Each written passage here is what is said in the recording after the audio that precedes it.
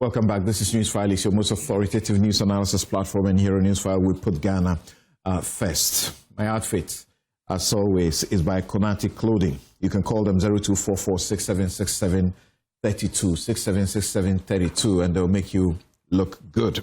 Now, we will go straight to what we have to deal with. I am not doing Samson's Take because I'm donating my time for Samson's Take to Dennis Miracles Abuaji, who is going to make a presentation. He says it's a compelling presentation to give us, some information back as to how the Galamsey fight ought to be mounted rather than the way John Mahama is approaching it, to show you how far better President Akufo-Addo did in his approach. You remember in January 2017, he banned small-scale mining completely. Repeated the ban, repeated it about 3 times. By October of 2017, it was still in force. And then in 2018, it was still in force. So, how can John Mahama claim that he's doing better at this time? Tomorrow, Democracy Hub hits the streets to protest. Monday, they hit the streets to protest. And then on Tuesday, we have the IEA also beginning a discussion on this issue. Welcome to Newsfile. This is your most authoritative news analysis platform. In the studio, Clara Berry Cassati. For those of you who have been calling for her for a very long time, here you are with her. She's a law lecturer, University of Ghana School of Law, and in private practice. Of course, here also is Roxanne Nelson Eche Kwame Dafiamapo, who is Majority Chief Whip and MP Saldai. Dennis Miracles Abuaji stands right by my right-hand side. We will be joined on Zoom by Most Reverend Joseph Osei Bonso, Emeritus Bishop of Konongo, Mampong Diocese. As you know, the Catholic Bishops' Conference, they have been the most consistent group of religious body to be talking about Galamsey for years, decades now. Dr. Theo Echampong is political risk analyst. He also joins us. So, Dennis, let's get you to convince us that President Akufo-Addo, who just a couple of days ago said Mahama is doing poorly, did better and had superior methods that Mahama should rather emulate. Well, Council, I think most importantly, it's not even to determine who did better or who is doing worse, but to get all of us to acknowledge which methods actually may work for us. Okay. And to determine which ones we have tried before and which ones we cannot adopt. My view is that the manner in which the conversation is going, if we don't take care, we may end up staying in the Akufo-Addo blame scenario which we suffered for 8 years and really not get any results. I really would not have gone into this conversation, but for the response that His Excellency the President gave at the media engagement. There are cues in there, several cues. Number one, in the President's response, he strategically brought in an 8-year period conversation. What it does is that it's preparing the minds of the citizens. He said Galamsey has gotten worse in the last 8 years. He said if you look at the damage that has been done in the last 8 years. Okay. What it means is that if you don't take care, President His Excellency is preparing the minds of the citizens to stay in a certain period. So he can be seen as the savior who can do the minimum and still feel good about it. And that for me is where the challenge is. Number two, I have always felt, and I've looked through a lot of reports, and I feel that His Excellency the President's commitment towards the fight of Galamsey is very low. And it didn't really start today. It seems to be a certain tendency of he laying back and doing the barest minimum he could do when it comes to the fight. And that's why I describe him as the biggest enabler of Galamsey in this country. The fact that he believes that it's okay for the country to spend proceeds of crime, illegal money, it doesn't matter where it comes from, so long as the money has come, I think I have a problem with that.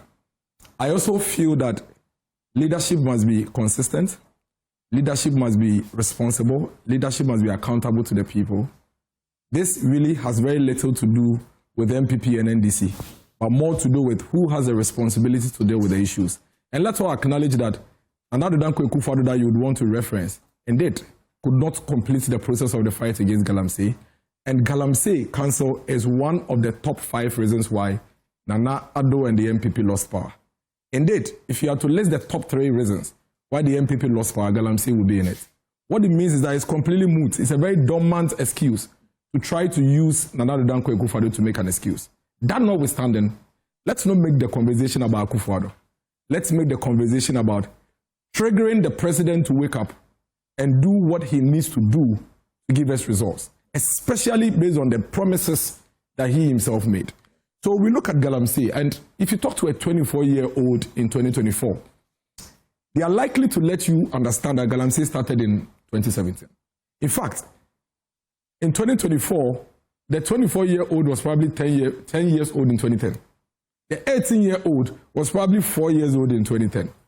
And so a lot of the people who went to vote, or about 3 million of the voters who actually took the decision in 2024, lived under the impression that they are voting against a government that is complicit in galamsey. They are voting against a government that introduced galamsey. And they were voting for a government that whose presence will simply eliminate galamsey. And for me, that is one of the biggest lies that was told in the previous elections. And if we don't deal with it now, it would continue to serve as a cover and a shade for the president for him to do little or nothing. Remember, he has been a president before at a time when there was galamsey and he failed to deal with it. So what are the issues? My view is that mining didn't start today in Ghana. Indeed, if we look at all the records, it predates even colonial era. Even the galamsey that we refer to predates our age. However, the galamsey that we see on river bodies and forest areas now is the type of galamsey that we all acknowledge started between 2010 all the way to we're experiencing now. That is fact. Unfortunately, when we had the cause and the reason to fight galamsey and fight it head on, the impression was created as if some people were actually the one who came to office, introduced the menace, and for which reason we are all grappling with, and we need to get them out. Council, I think that the way the president and the NDC managed to turn the entire country against Nana Danko Akufo-Addo, the way they managed to politicize galamsey is one of the reasons why Akufo-Addo could not complete the process of the fight against galamsey. And I'll tell you why. Akufo-Addo remains the only president since the kind of galamsey we are seeing today popped up, which includes the current president during his time in the first term, that was able to show proof of concept that indeed, if we put certain steps in place, we could clear our water bodies. It's Akufo-Addo. None of them. Mahama couldn't do it, His Excellency. Professor Atamils could not do it. It was Nana Danko Akufo-Addo that showed us our water could clean up. And for me, I feel really sad that we allowed the president and the NDC to mislead the entire country. And then eventually now he has power and he still wants to hide under the same cover and do very little or almost nothing. In the year 2010, 2011, Anas Arimeyao Anas and the Al Jazeera actually did a documentary. And that documentary vividly described the galamsey situation and the water bodies.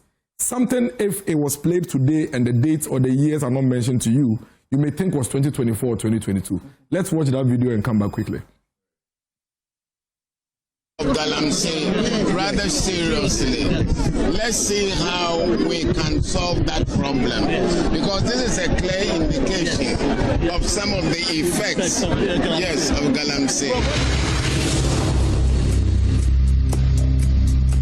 Far from being tackled, galamsey is now so widespread. Miners are moving onto the river itself. Strange new boats are appearing that can suck up silt from the riverbed, sidestepping the need to dig pits along the riverbanks. But the constant churning has turned once pristine waters murky brown. The shorelines are scarred, cocoa plantations crushed by the heavy machinery that is dragged across them. This is a kind of distraction that we see in the society.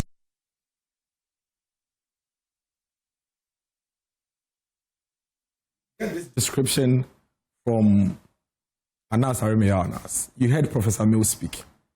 The point I wanted to make here is that let's kill that lie. I mean, they are in government now. Let's not sustain it. Because if you sustain it, what it means is that it doesn't wake the president up to find it urgent, because he could always come and tell us that, listen, I'm the one trying to help.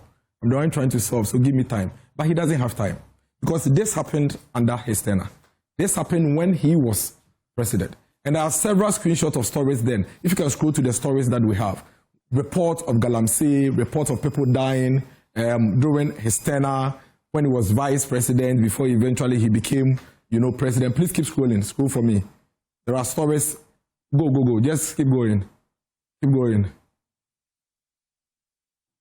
So these headlines, 10 galamsey operators buried alive. Please move to the next slide. Yes, stop galamsey now. This is March 2010. Several stories. Please move on. Another galamsey tragedy, 12 trapped to death. Please move on. Flood. Males angered by harmful effects of galamsey. 2011. 300 people died of galamsey in 2011.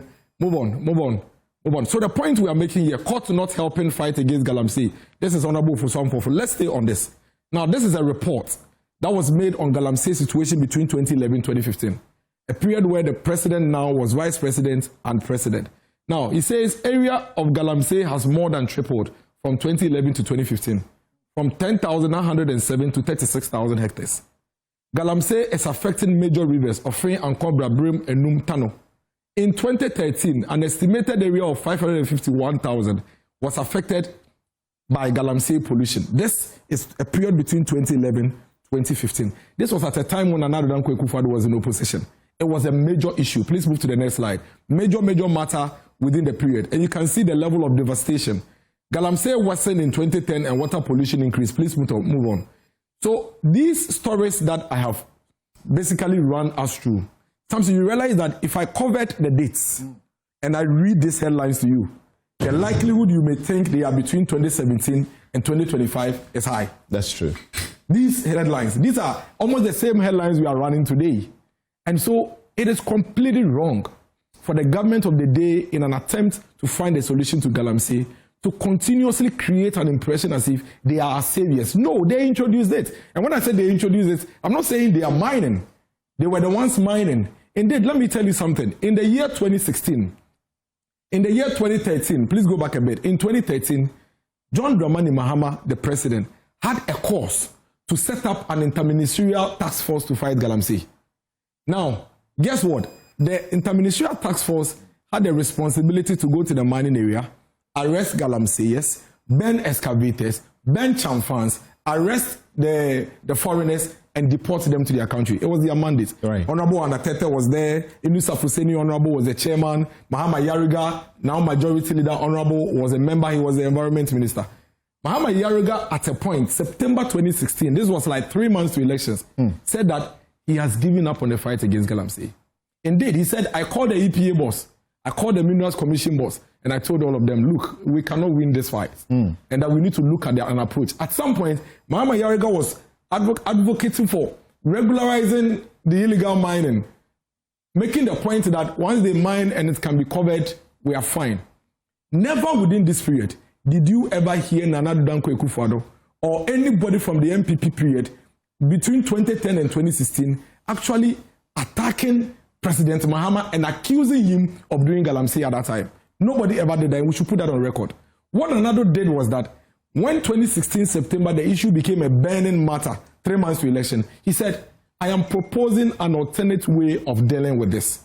And I think that if we're able to put that in place, it would work. Vote for me, and let's see how we can deal with it. Nana Akufo-Addo won the elections. Fast forward, council.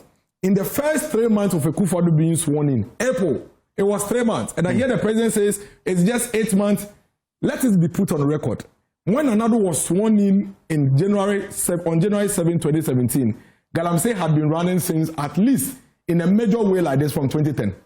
Akufo-Addo never told the country that I have just come. Please give me time, because you know that this problem has been created during the Mahama era, and so give me time, let me work on it. No. He swung straight into action. He called the media, he called civil society organizations, they sat down, they realized that the place was too chaotic. And the best approach to deal with it was to place a pause on it so they can look at how to deal with it. So, I think in April 2017, Nanado placed a ban on all forms of small-scale mining in this country. It was a first 6-month ban, but eventually it ran for 20 months. Council, 20 months of a period in this country. Nanado Dankwa Akufo-Addo placed a ban on mining. That was the time Nanado now embedded media houses and CSOs with the military and the police in the fight against galamsey. Multimedia, fully embedded. When the military and helicopters, the media people are with them, taking drone shots, taking area shots and all of that. I dare say that it was Nanado Dankwa Akufo-Addo's strategy of bringing the media into this fight that actually brought real-time update to the Ghanaian people, and I think it was one of his unmaking and undoing. Because within that period, now Ghanaians began to follow in real time the issues of galamsey. And think about it. These 16, 17 years, 11 years, 18 years old at the time they were like 6, 5, 4 years in 2010. So their eyes opened in the Nanado era at a time when you could see galamsey fight everywhere. Then the NDC said, oh, we'll help you, let's do it, all manner of things, because they realized that people were interested. By December 17, 2018, our water bodies had started clearing up. Council, the water bodies that were brownish, Milo color, had started clearing up. And we should watch this video. Yeah, that's true. I mean, media houses reported, please, if you have the video of our water bodies clearing up, please, let's play that. I think it was a City Report video that I have, to be played. This is the first water body that we are visiting in the Chebi area. Ni, you were here some 3 months ago before the fight against illegal mining. Give me a picture of what the river was and now. Yeah, Kojo, when I visited this particular place in February, it was muddy. The water was muddy. Galamsey operators were busy on site working. They had diverted its course. Indeed, they had blocked it, and then they were using the water for mining purposes. But as we can see here today, even look at the speed at which... So, I mean, it's a long video. We don't have enough time. So the evidence is that Nanado actually showed proof of concept. That indeed, if we stop the kind of mining we're doing, our water bodies could clean up.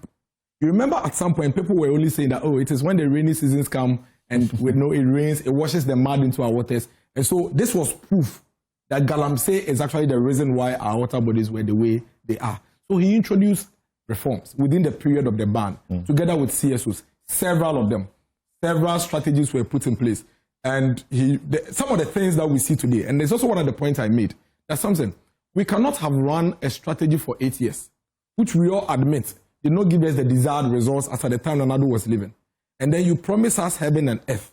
Then when you come to office and you are doing nothing and we ask you to show us what you have done so far, you are showing us the same things you came to meet ongoing when you were in opposition and you were criticizing. So look at the, let's go back to a few of the slides. Nanado was doing arrest, ban, and prosecute. Nanado introduced easy way and convenient way of making sure that the locals will have some safer way of doing mining.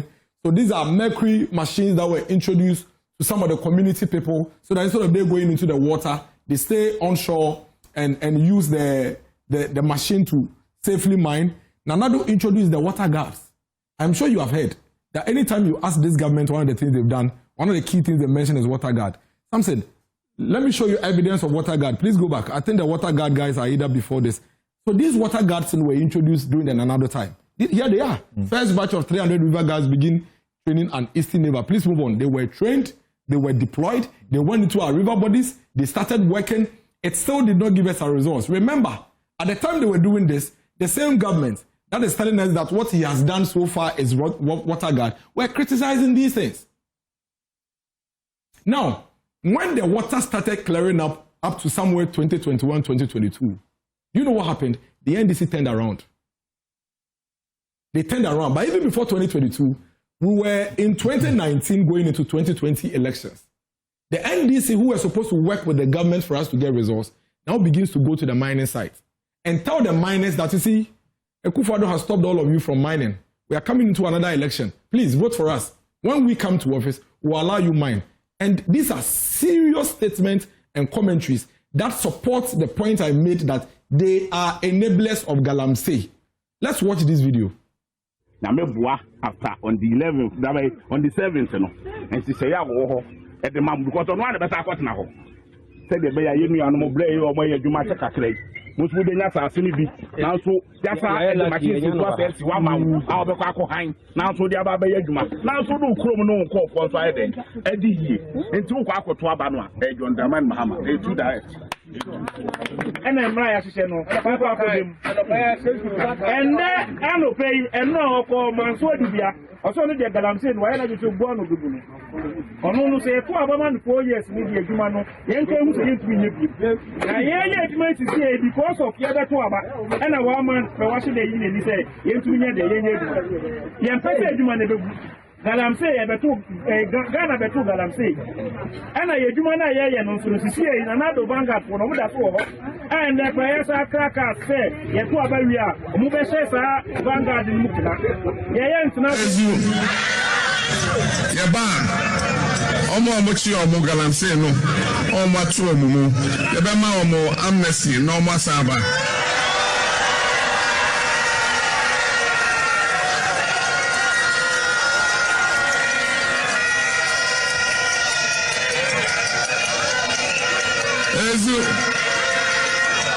You are useless. You have no business governing. You have no business governing. And then he says, let us come, you and we should come together. We who want to rebuild Ghana and protect our environment, we should come together with you Galamseyers so that you influence us to do the Galamsey together or what? We should come together and do what? Can good and evil come together? We want a ban on all forms of mining. We want a state of emergency. Declare a state of emergency.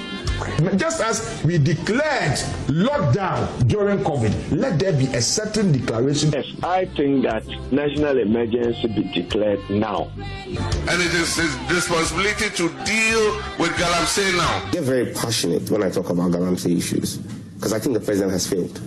And this is not politics. This is about leadership. A few moments later. Implementing a state of emergency. You see, Council, the point I'm making here is this. When Nanado started fighting Galamsey, everybody was happy. We got results. When we got results and we're going into 2020 elections, the NDC that were burning excavators in 2015, 2016 and set up a task force now goes to the mining people and tell them that these people, they are wicked people. In fact, one of the people in the video with Kokode-Nwamase was the president of the Small Scale Mining Association, Michael Pepra, actually telling them the Galamsey that he also does Galamsey. And that when they win elections, they should come and do Galamsey. That was in the 2020 elections. The president told the mining community that when he becomes president, he is going to grant amnesty to people who have been arrested, presented in court, convicted, and jailed. He will give them amnesty. These are 2 additional supports to the fact that he enables Galamsey. Then fast forward, between 2022 and 2024, the government that was fighting the president for banning and arresting Galamseyers now says that the president is not fighting Galamsey. Vote for us. When we come, we'll fight Galamsey. Then he lists 6 promises, one of which includes, I will place a ban on Galamsey in the first 120 days. Again, it is 8 months. You say 8 months is short, and yet the one you even said you would do in 120 days, you have not done it. That is a worry. Then you go on to tell the whole country, and I was shocked to the bone when the president actually told the entire country that it doesn't matter whether it is legal or illegal. After all, it is our environment that they are destroying. And so if the money comes to us, it's better than it goes to private pockets. A country cannot be seen to be exporting proceeds of crime or to be exporting money that people's blood and people's lives are dependent on it. All right. We are telling the president that, unlike they did when they were in opposition, and turned the entire country against the only man, Nana Dankwa Akufo-Addo, who showed proof of concept, we in the MPP are willing and ready to cooperate with government if they take action to be able to end Galamsey. Thank you. Good at the moment, they have not taken any decisive action different from what they met in office. And that for me, so they shouldn't expect any good results. And then we can take your seat and let's continue from here. Dennis Miracles there showing us what he says is Akufo-Addo who had the proof of concept. And I remember when the ban was placed on small-scale mining, remember not Galamsey, what it meant was that all galamsey activities were halted. Even small scale was stopped. And the Ghana National Association of Small Scale Miners called on the government several times, and I'm looking at one report. It asked that the government should immediately lift the ban on their activities to save their members from further financial crisis. The executives of the association had said that they had incurred in excess of $551 million over the ban period, and that the cost could worsen the financial woes of their members. And the government had assured that by October of 2017, the ban would be lifted. As we know, the ban didn't get lifted. They kept repeating, reinforcing it until it took about how long? Over a year before the ban, 20 months before the ban was lifted. So, do you agree with Dennis that Akufo-Addo, he doesn't seem to want to say so, but that's the main point, that Akufo-Addo showed better approach, urgency to fighting galamsey than John Mahama is doing? Immediately he took over, he banned small-scale mining for a long period for us to have a fresh lease of life. Why is it that President Mahama cannot take this similar step? Yes, Roxanne, that's a question to you. Thank you very much. Let me say good morning to our viewers, Clara, my sister. Dennis, Happy New Year. Good to see you, leader. I've been seeing you getting the whole year. No, because you're a big man. I can't see you just like that. You are on a rampage. We are building Ghana. Digging your own records. We are building Ghana. We are building Ghana. To offset the good things we are doing. We are building Ghana. Good morning to you, Samson. Good morning to my people in Southern. Samson, I think the plot appears to be lost on Dennis. Look, Professor Frimpong Boateng, let me start with him. A whole program was set up. And Frimpong Boateng headed that program. He brought a report as to the kingpins who were, as it were, the dons of galamsey activities. Reported on it, according to him, submitted it to the president. No action was taken. The report was concealed for nearly 2 years until he himself came out to speak to it. So this attempt to bastardize the current processes that are ongoing, to deal with these menace that all of us agree it's become a developmental problem, is improper. Samson, if the galamsey, you see, galamsey is an euphemism. It doesn't convey the level of devastation that is ongoing, the denudation, the level of denudation that's ongoing. You know, two things are happening to our environment. First, we are depleting the forest cover by cutting down timber stock. Huge trees, we are depleting that at a very faster rate. And then now we are digging the grounds, the red earth. When you are in a flight from Abidjan, that is where you see the extent of the degradation in our country. So, having taken over power in January, we moved swiftly into action. What did we do? We are saying that this matter, we need to regularize the activities. Regularize the activities of the small-scale miners. What they did, they called it small-scale mining regularization, couldn't check galamsey. Because you have to be issued with license, you have to do all that, and the people were not ready. So community mining has been introduced as an alternative. What does that entail? It entails the involvement of everybody in a regulated environment. An area will be determined as a community mining area, and people will have plots to mine. When it is done, then there is reclamation. reclamation is done, and then the area is planted, the environment is restored. But the community mining will not be conducted along water bodies. You didn't do that. So there's a vast difference between what we are doing presently and what you did. So the formulas are not the same. 2, you introduce water guards. Yes, I agree. But your water guards were chased out by persons who were armed. They were armed to the teeth. Your water guards were not armed. We have varied that formula. Our water guards are armed. The blue water guards, they are armed. And as we speak, just last weekend, they conducted operations and drove away arm-bearing groups who were mining in some areas that they are going to enter. So you speak of areas like the Anyenini Forest Reserve section of the what is it called? The forest areas around the Jamira and the Anyenini Forest Reserves in the Ofin shelter bed. They went to work in those areas. They are working around Boli and that stretch all the way to Hamley area. And every day they go around and check galamsey activities. So, burning of excavators that you did, you didn't just burn excavators.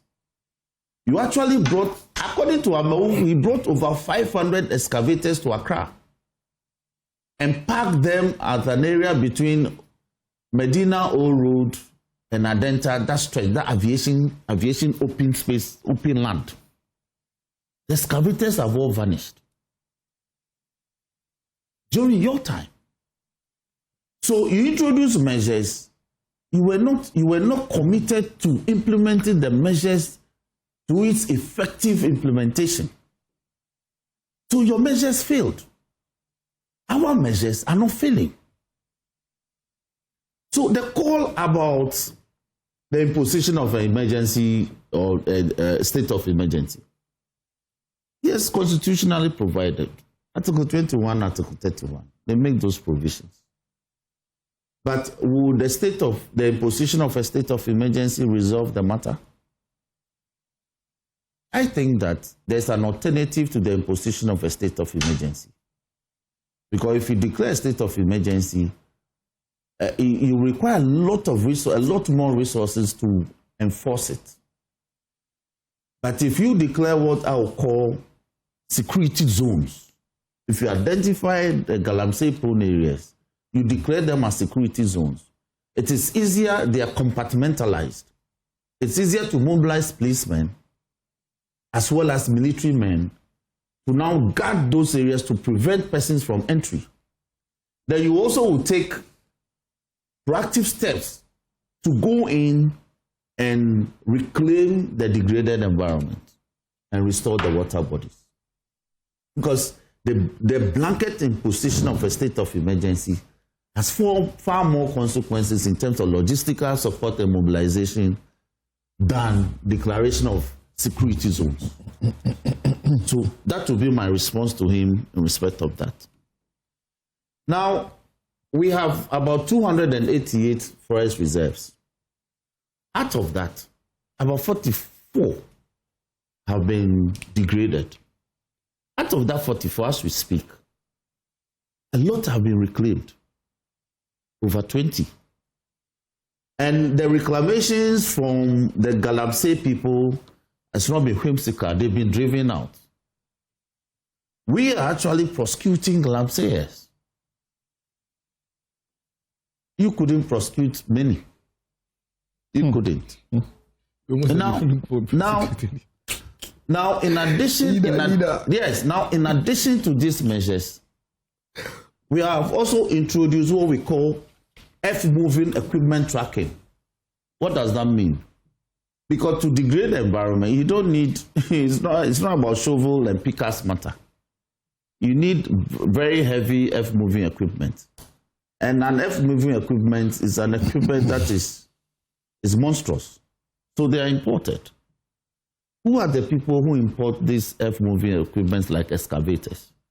If you are not a road contractor or into very major civil engineering projects in the country, why would you bring in an excavator? For what purpose? Or you are not into mining, licensed, registered heavy mining company.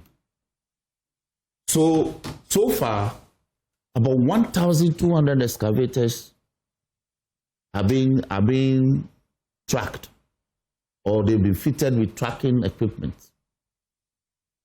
So where the excavator moves to, it is tracked, it is checked.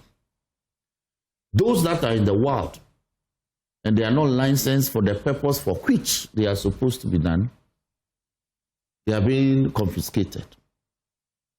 And those who have legitimate reasons to bring in the excavators that are presently at the port, in conjunction with the Ministry of Transport, the GRA, the Customs Division, as well as the Ministry of Communication, some policies have been put in place to fit all these new ones with tracking machines or equipment, so that they are not transported to Galamsey or our forest areas for purposes of degradation. Then in addition to this is the menace of Shamfuan, this Chinese machine called Shamfuan. The task force is also tracking the Shamfuan and destroying them. And then we're also checking the importation of this Shamfuan. Because even though it serves as a generator in some communities, they are not brought in as generators.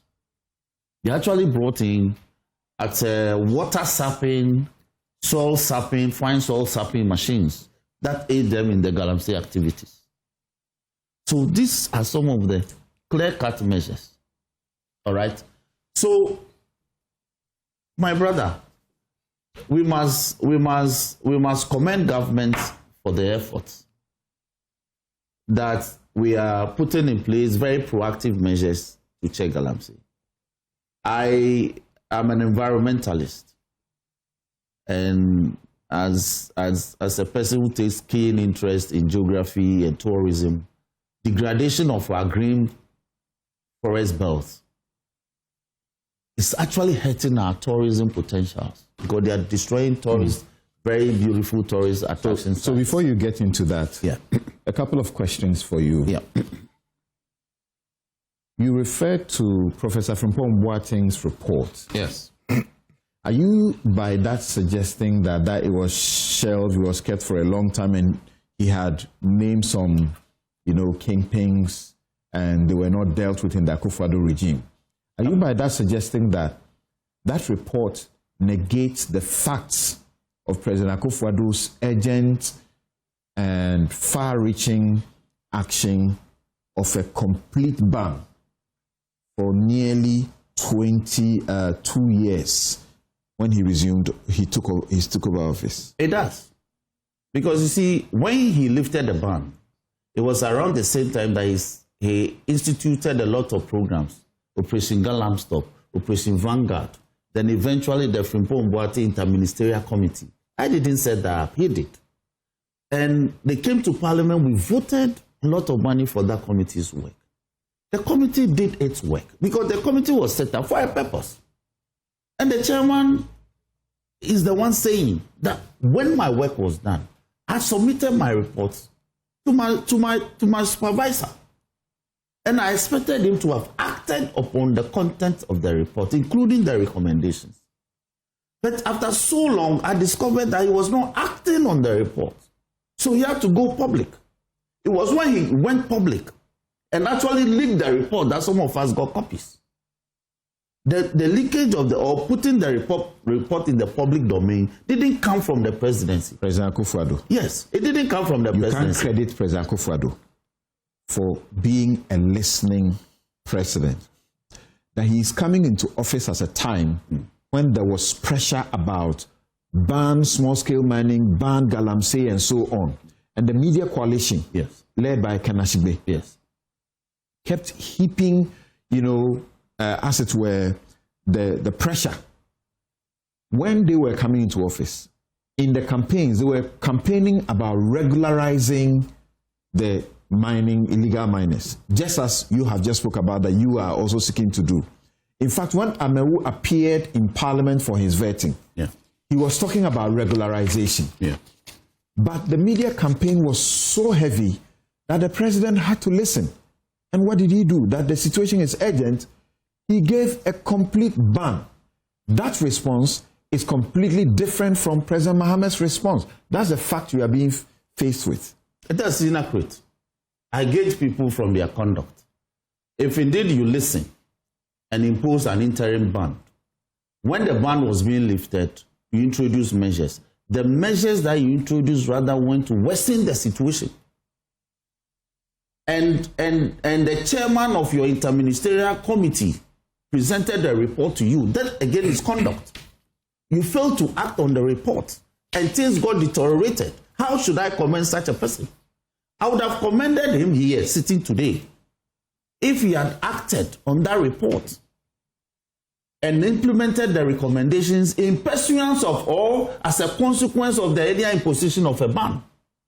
Our water bodies wouldn't have demonstrated a sense of urgency. You see, Samson, if you demonstrated a certain sense of urgency for almost 2 years earlier in the year, and stabilize your water bodies. That's what they are saying. And then your actions. At this time, please, the turbidity level that we were talking about at that time is about how many times worse? What were the turbidity levels when they were leaving office in December?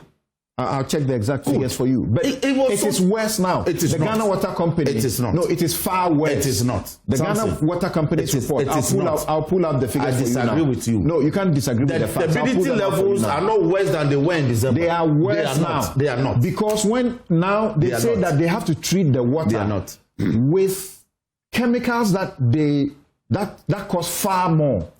It was the same situation a year ago. No, it was not. It was. Something. I'm in Parliament. It was. It was an issue in Parliament. They came before the committee. The cost of treatment of water for consumption had gone up. Had gone out of the roof. A year ago. So we are in a worse place. We are in a bad place. We are not in a worse place. So the solution should not be in a worse going place. To use those solutions that don't seem to work. I disagree with you that the solutions are not working. Because the solutions that we have introduced, because you see, the level of the degradation and the denudation has been so bad that it will take some time for us to begin to see the effect. But I can tell you that if we have guards that are armed and are chasing armed men who are into galamsey out of our forest cover, and they are reclaiming the land, I am sure a year from now, the water levels will begin to change for good. Really? Yes. It's been 8 months. It's been 8 months, and the thing has gotten bad. You see, the effect cannot be instantaneous. If you have visited galamsey areas, the reclamation and the revegetation and the rebirth. Won't a complete ban give us a speedy recovery of our waters? A complete ban may do. I agree with you. A complete ban or an interim ban they do. So that government can listen to that. That can we, for instance, ban the entire community mining, galamsey, whatever it is, and put measures in place and regularize. And in fact, that is Samuel Okudze's proposal. Yes, and I agree with him that it can be done. But you were also talking a matter which is actually not fact. That you said that under their regime, they were not doing prosecutions or whatsoever. I said they didn't do much. They didn't do much. I said they didn't. They had as many as by September of 2024. They had as many as 850 persons who had been arrested and were being prosecuted. As many as 76 of this number had been convicted. Do you know the proportion of the people involved in the galamsey activity? No, that's evidence contradicting what you sought to say. No, I said they haven't done much. If you compare that to the number of the persons that are reported to be engaged in galamsey in excess of 3 million, then you haven't done much. So I use proportion. So when the persons are arrested, by all means, you have to prosecute them. That's the point I made. They didn't do much in terms of prosecution. That is a fact. Okay, hold on for me briefly. Great. But even before that, you know the Catholic Bishops' Conference? Yes. Yeah. Do you remember the first time you heard them, speaking up against galamsey? As far back as 96 or 5. So when I was in high school. They've been very consistent and regular on this subject, to the point that the Archbishop, Bonaventure Kofi, for the diocese in Accra, got together. That's Accra diocese. Yes, and did a demonstration and presented a petition to President Akufo-Addo then. They say that we are in a crisis, and they call it national emergency. Do you agree that it's a national emergency? A national emergency in terms of the scale of the degradation. You agree? I agree. How do you deal with a national emergency? They say that our rivers are poisoned, our farmlands are stripped, and Mohammed's refusal to declare a state of emergency is profoundly troubling. Now, I disagree with that position, because declaration of a state of emergency is done in consultation with the Council of State. And also you have to come to Parliament. I'm sure the President is being briefed. But I will favor declaration of security zones, because declaration of security zones will also deal with the emergency situation of the matters. It's assumed developmental proportions. But when you declare security zones, you can't enter the area. But you see, declaration of a state of emergency, you affect the lives of persons who have no business dealing with the activity. Movements are restricted, economic activities are adversely impacted. So compartmentalize the areas and declare them as no-go areas, security zones. Simplicity. It's a better alternative to the blanket imposition of a state of emergency for me. Yeah. Let me bring in the. Council, I thought I would just address a few of the issues. Hold on. You had hold on for me. Hold on for me. So Erastus Asaredonko is supplying me some quick information about the turbidity levels. He says that the turbidity level at Dabuasi went to 14,000 in 2024. The latest figures put it at 9,000. But listen to this. That of Ofing has increased dramatically from about 18,000 to 21,000. Yeah. Because of what? Yeah, because of about a month ago, when the blue water gas left the area, some armed men moved in, and they worked overnight. So within 2 weeks, they had caused further pollution to the water. So just last week, the security went back to drive them away. So yes, he's right that even though it was within last 2 months or so, it increased from 18,000 to 21,000 because of these activities that, in fact, Samin Jeffrey reported on this a couple of days ago. So I agree with that report. Have some information. But it will better. I'm sure one day. So on your screen, you can see the water quality index of major rivers in Ghana from 2005 to 2014. Yeah, we acknowledge those. We want the current figures. The current figures, and my producers are helping us to get the full picture so we can better inform ourselves. The current figures, which has led the Ghana Water Company to, make complaints and say that they need how much increment in quick, very quick. Yes. I know, but Council, so that we don't lose track quick. Council, you see, I keep hearing the NDC use Professor Frimpong Boateng's report as a basis to bastardize Danali Dankwa Akufo-Addo all the time, and they do it with a lot of misrepresentation. Let's admit, if the NDC insisted that we should work with the Professor Frimpong Boateng's report, then Council, let's do so. I have always had my concerns and issues with that report. But if they insist, then let's do so. Go to page 13 of Professor Frimpong Boateng's report. You know what it says? Professor Frimpong Boateng says that, and I'll just move to that paragraph. The NDC was given an advantage in terms of access to resources from mining. This is because there are far more NDC people engaged in illegal mining than MPP members in the region. This is in Professor Frimpong Boate's report. So implement. So please wait. Yes. Oh, Council, leader, when you were speaking, I didn't speak. I beg you. Well, I didn't speak. Council, you see, if you are to take Professor Frimpong Boate's report and work with it, then the NDC have no business being in office. Because the report indicts the NDC than even the MPP. The report is clear. It says that there are far more NDC people engaged in illegal mining. It's on page 13 of the report. That is it.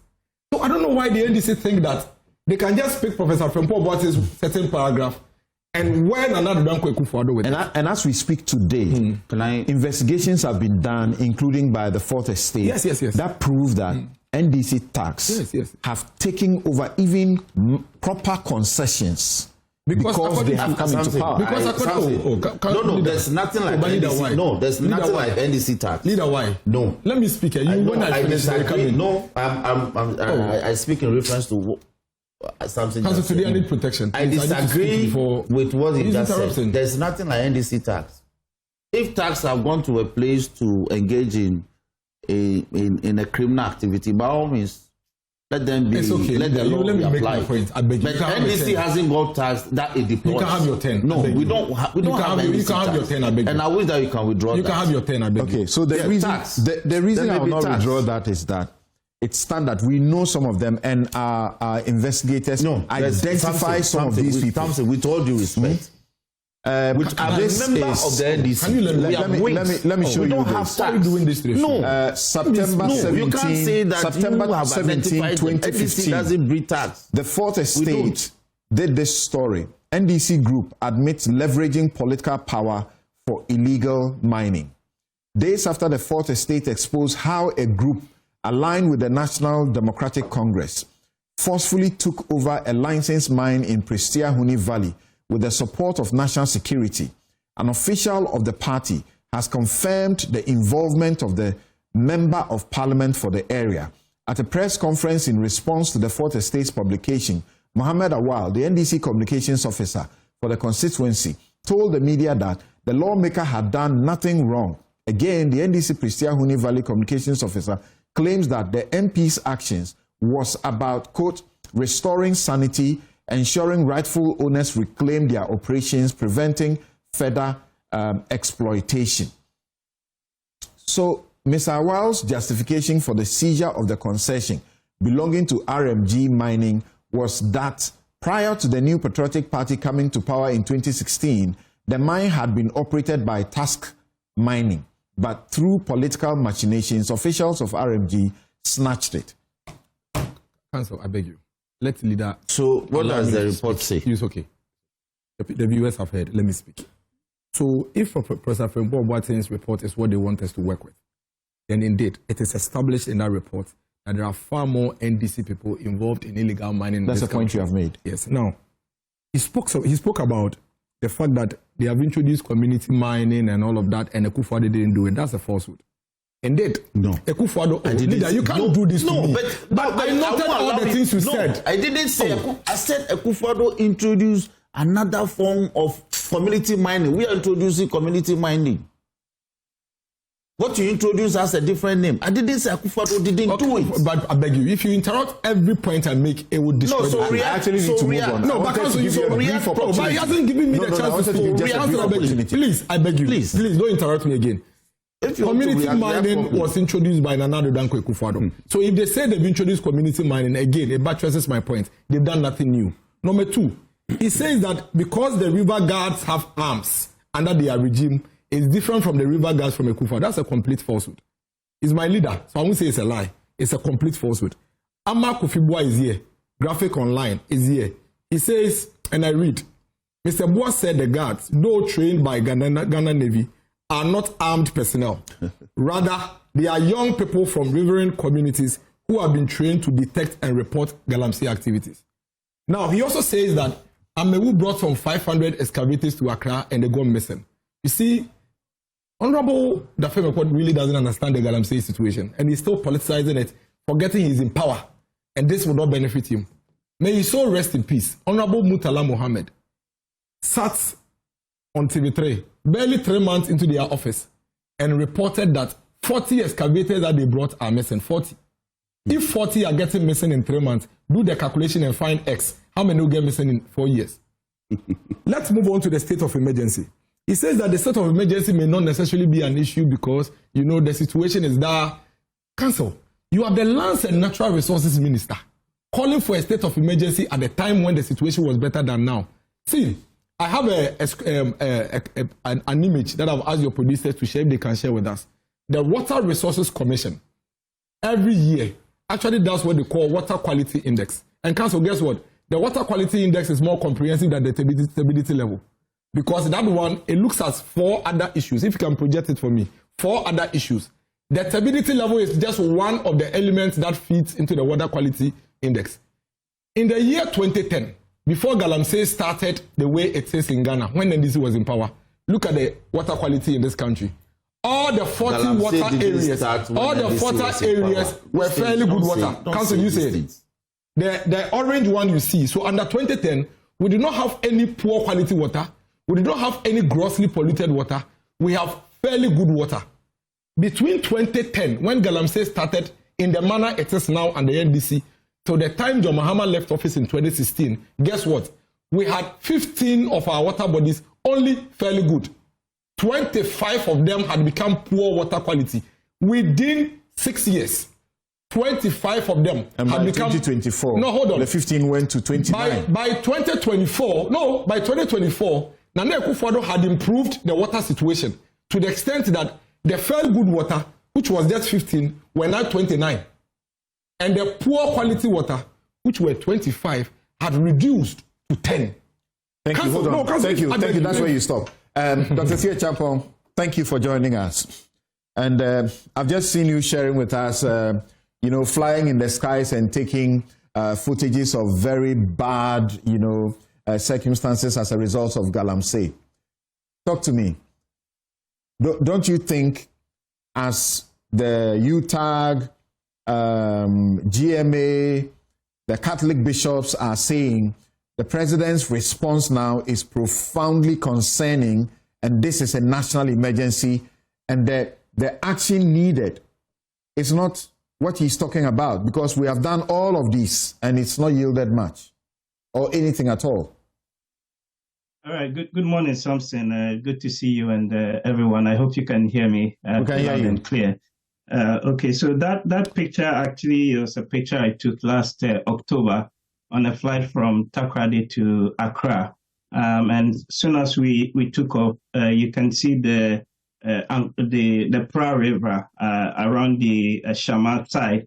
And this is literally the river becoming like, mixed with Milo or tea, as people would say in Ghana. And for me, it did underscore the point about the crisis situation that we find ourselves in. And this particular image went several miles before you now see the water or the sea beginning to actually turn blue. So I agree with you, and then the point that have been expressed that, look, we are in a crisis situation, and of course, things have to change. But interestingly, I have been on this same platform, Samson. We can go back to October last year. I think it was the 12th or the 10th of October last year in the lead up to the election when Galamsey became a hot or a topical issue. And again, at that point, we had the likes of UTAG, we had the Bishops' Conference, we had Kenashigbe's Media Coalition on Galamsey. We had even Fixed the Country and all other different groups insisting and pushing for some form of serious action that would help, address the problem. And in the lead up to that, if you look at the manifestos that both parties actually presented, Galamsey featured prominently as a campaign item. And then I'll come to some of the things that the NDC said they would do, and of course what the MPP also said, that they would do. A year ago when I appeared on your platform, and I will answer your question, when I appeared on the platform, I did indicate, right, probably 3 points. One, that almost 40% of the gold outputs that we have in Ghana comes from the small-scale mining sector. And probably even now with Gold Board and all the other interventions taking place, that number is probably gone up. Number two, 70% of all small-scale mining activities are not licensed. And even amongst those that are licensed, we are not even too sure, the mining practices that they, are using, right? And that is further adding or compounding the scale, of the problem, right? So you begin to see quite clearly that we have a major problem on our hands. And this is not something that just started just today.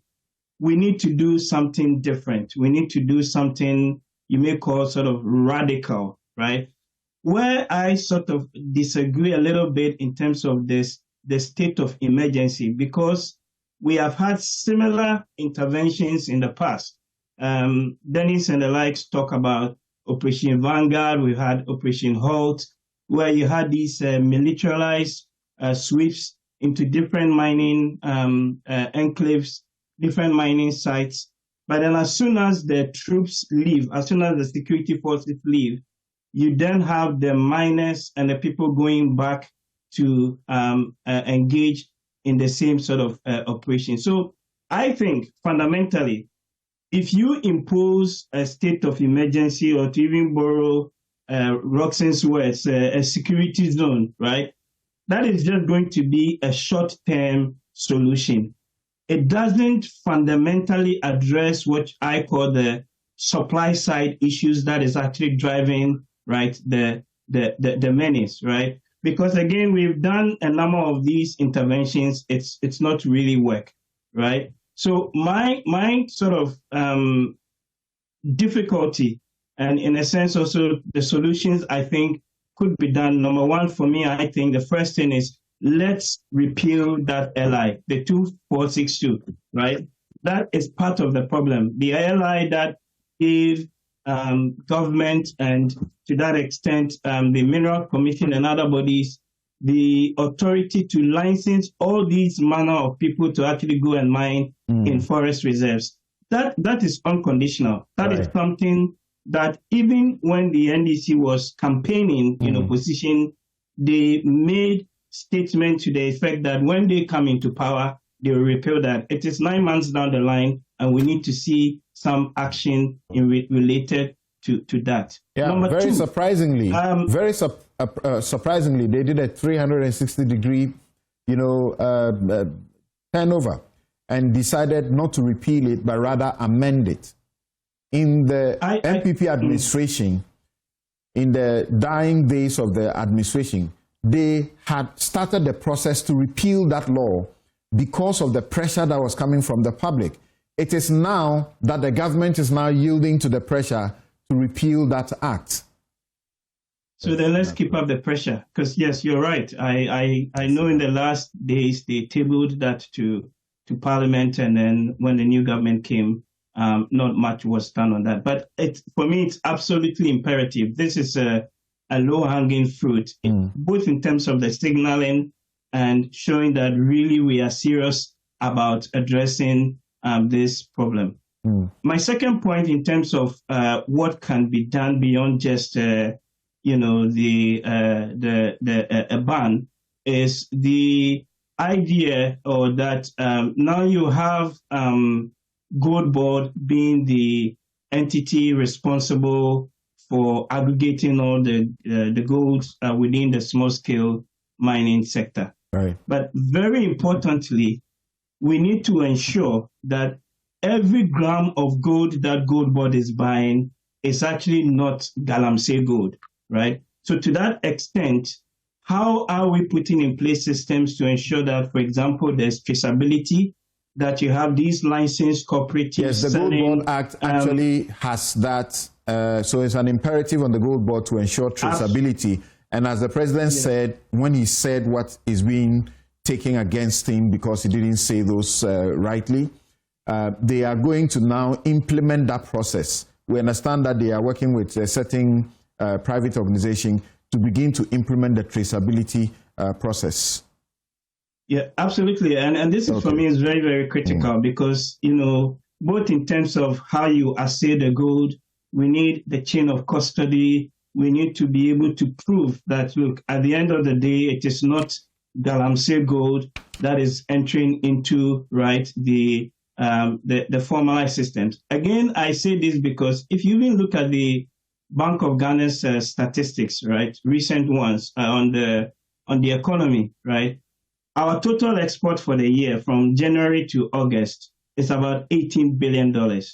For all of last year, it was about $12 billion. Now, if you break that number down, gold exports alone for January to August is $11.2 billion. So roughly about 63% of our total export is coming from gold, right? Both small scale and then, the other large scale mining sector. So it is very, very important for me that we ensure that is done. Number three, and let me make two more points in terms of what can be done, is the attempt to sort of formalize the mining or these illegal mining activities. So in both the NPP and NDC manifestos, you see some mention of what they call green artisanal mining zones, right? These cooperative models where you are geofencing the concessions, you're giving them certain equipment to be able to extract the gold in a more sort of environmentally friendly manner and all of that. But the final point that I want to make, beyond all these things which none of us is talking about, is the big elephant in the room. Who is financing and who is procuring these, mining-related activities, right? So we know that from the research, right, that there are serious political backers, there are serious people pushing and financing these activities, and they are linked to all the different parties in some shape or form. So if we go about doing all these bans and whatnot, but we don't fundamentally address the issue of the financing, the issue of the procurement, and the networks that are, hiding behind parties, hiding behind individuals to, finance and drive these activities, we only really would be, laughing ourselves in the foot. So I just want to conclude by saying that, look, you are not going to end galamsey with soldiers. You end it by addressing or choking the inputs and the money that is going into that sector. And that a state of emergency partly only addresses part of the solution and not really the systemic reforms that really you need to address the problem. Now let me come to the studio to Clara. And Clara, when you listen to particularly the partisans speak, and when you listen to the bishops' conference, and we are trying to raise the Catholic bishops' conference to get a brief from them, because they have already made their point clear about how disappointing the president is moving with this. What do you say? What do you say? Samson, it's good morning to your viewers and listeners. First of all, I haven't spoken a lot on this issue, both since it became a topical issue till date. But yes, for me, I stand with groups like UTAC, with the Catholic Bishops' Conference, my bishops, because I'm Catholic, and then everyone who is asking for urgent solutions or resolution to the galamsey menace. I agree that it's a crisis. We are in the state of a crisis. It's a national crisis, and that it needs urgent solution. So on that, I don't have a doubt. Where I may have different views is how to fight it, or what is the best way to go about it. One suggestion, for example, is the state of emergency that has been talked about. As Roxanne noted, there's a legal framework for state of emergency.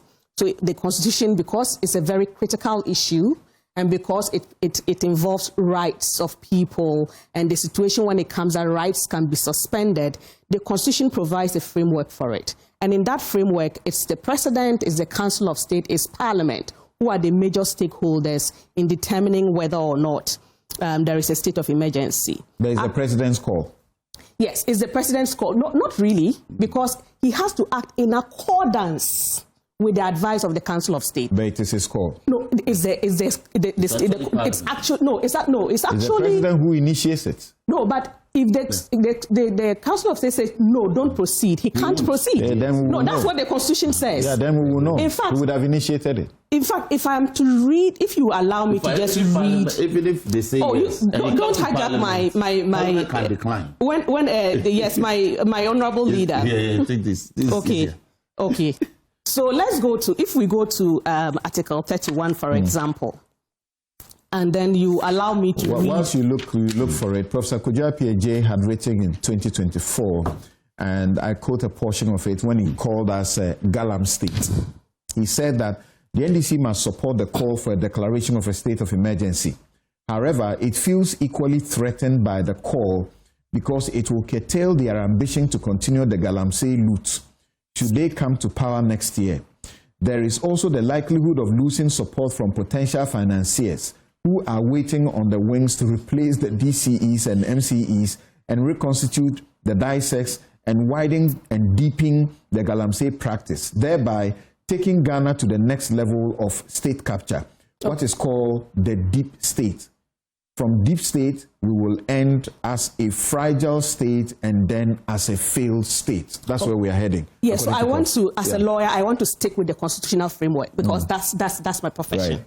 Now, I read Article 31(1) of the Constitution, and it says that the president may, acting in accordance with the advice of the Council of State. That's where I end. So if I read everything, it says, the president may, acting in accordance with the advice of the Council of State, by proclamation published in the Gazette, declare that a state of emergency exists in Ghana or in any part of Ghana for the purposes of the provisions of this Constitution. The highlighting words for me are acting in accordance with the advice of the Council of State. When those words are used in the Constitution, the advice of the Council of State is binding on the president. So he cannot proceed without. If the Council of State says no, he can't proceed. Yeah, but I mean, he has to start. He may start. Yeah. He may consult. Yeah. It is when the words use that in consultation with, then he has to start. Yeah. But if you ask me, reading the Constitution, actually nothing stops the Council of State from starting. How? Because it is in accordance with their advice. So if they say this is our advice. No. I mean, because this one, I'm not a lawyer, but this one. Yes, you are not a lawyer. So stay out of this. I won't. Please. Miracles, when you were making your presentation, I didn't interrupt. No, but I'm just making a point. No, don't make it. Let me make my point. The executive let me make my point. So as I was saying, in protection of the state. But in doing that, there are processes they will go through. It says acting in accordance with. Yeah. The English word there is acting in accordance with. When they say act in accordance with something, what does it mean? It doesn't mean the person starts it. You would initiate it. No. Oh. Council of State cannot get up and write and say, we are advising you to. They may, but that is not how the process will be triggered. Okay, you've answered the question. So they may, and that's the point I was making. Please, Mr. Boachi, I don't do that. So don't do that. Don't do that. I didn't do that. Yes, but you actually just said what I said. No, move on. No, you don't tell me what to continue. So I will say it. I hope that we don't make it as if there's a problem with declaring a state of emergency. Allow me to make my point. Because the law creates problems with declaring a state of emergency. And that is why we don't have it. If the president wants to declare a state of emergency, he will have it. I'm making a point. And I'm making a point in accordance with the constitutional framework. Right. I am a Democrat. I do not come from the position, philosophically, that we should have a president who, controls everything. So I come from the philosophical view that institutions of state in appropriate situations should be able to determine state action. Right. Not just or only the political office of the president. That's the philosophical view that I come in. And Mr. Boachi, it's important for me to make that you actually said what I said, that nothing stops the Council of State from saying that we think this, they may. You said they may. No, I didn't say that. You said they may. I am saying that Throughout the Constitution, there are several actions that require parliamentary approval and Council of State approval. But the onus lies with the executive to go and seek for those approval. You can't turn it around. Yeah. Nobody will be allowed to mislead us on that course. You can't turn it around. You have misinterpreted what I said. So please allow me to say. Yes, it says acting in accordance with the advice of the Council of State. If the president asks the advice, the president may ask, the word is may. The president may ask the Council of State, should I declare a state of emergency? If the Council of State says, no, don't declare it, he cannot declare it. That's one. Two, nothing stops from the letter of this Constitution. Nothing stops the Council of State from reaching out to the president. That's a second scenario. Nothing stops the Council of State from reaching out to the president that we think that there is a case for a state of emergency to be declared. So for me, there are two instances. One, the president can go to the Council of State. If it says yes, he may proceed. If the Council of State says no, he cannot proceed. Two, the Council of State can go to the president and say that we think you should declare a state of emergency. In my understanding of this Constitution as a lawyer, it's implied. It says that their advice is binding on the president, and then he may declare, make the promulgation. So that's one. Now, number two. Number two, it didn't say advice. It says acting in accordance with. No. Because you just said they can advise and the advice is binding. Yes. That's why he's coming to say it. No, the Supreme Court has pronounced on that. Advice is not binding. But it says acting in accordance. Thank you. It says acting in accordance. The point he's making, which is clear, if which you is are not a lawyer, don't expect to understand this is not in dispute. This is not law. And we wouldn't have been going to school to discuss about law. This is law. Lady and gentlemen, this is common sense. It's very clear. Black and white. What are you talking about? So I don't want Let's be careful. Let's be careful in measuring on what we shouldn't measure on. Thank you. Because there's no dispute. There is. No.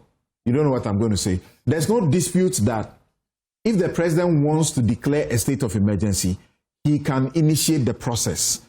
But he will need the advice of the Council of State, as Clara says, to be able to proceed.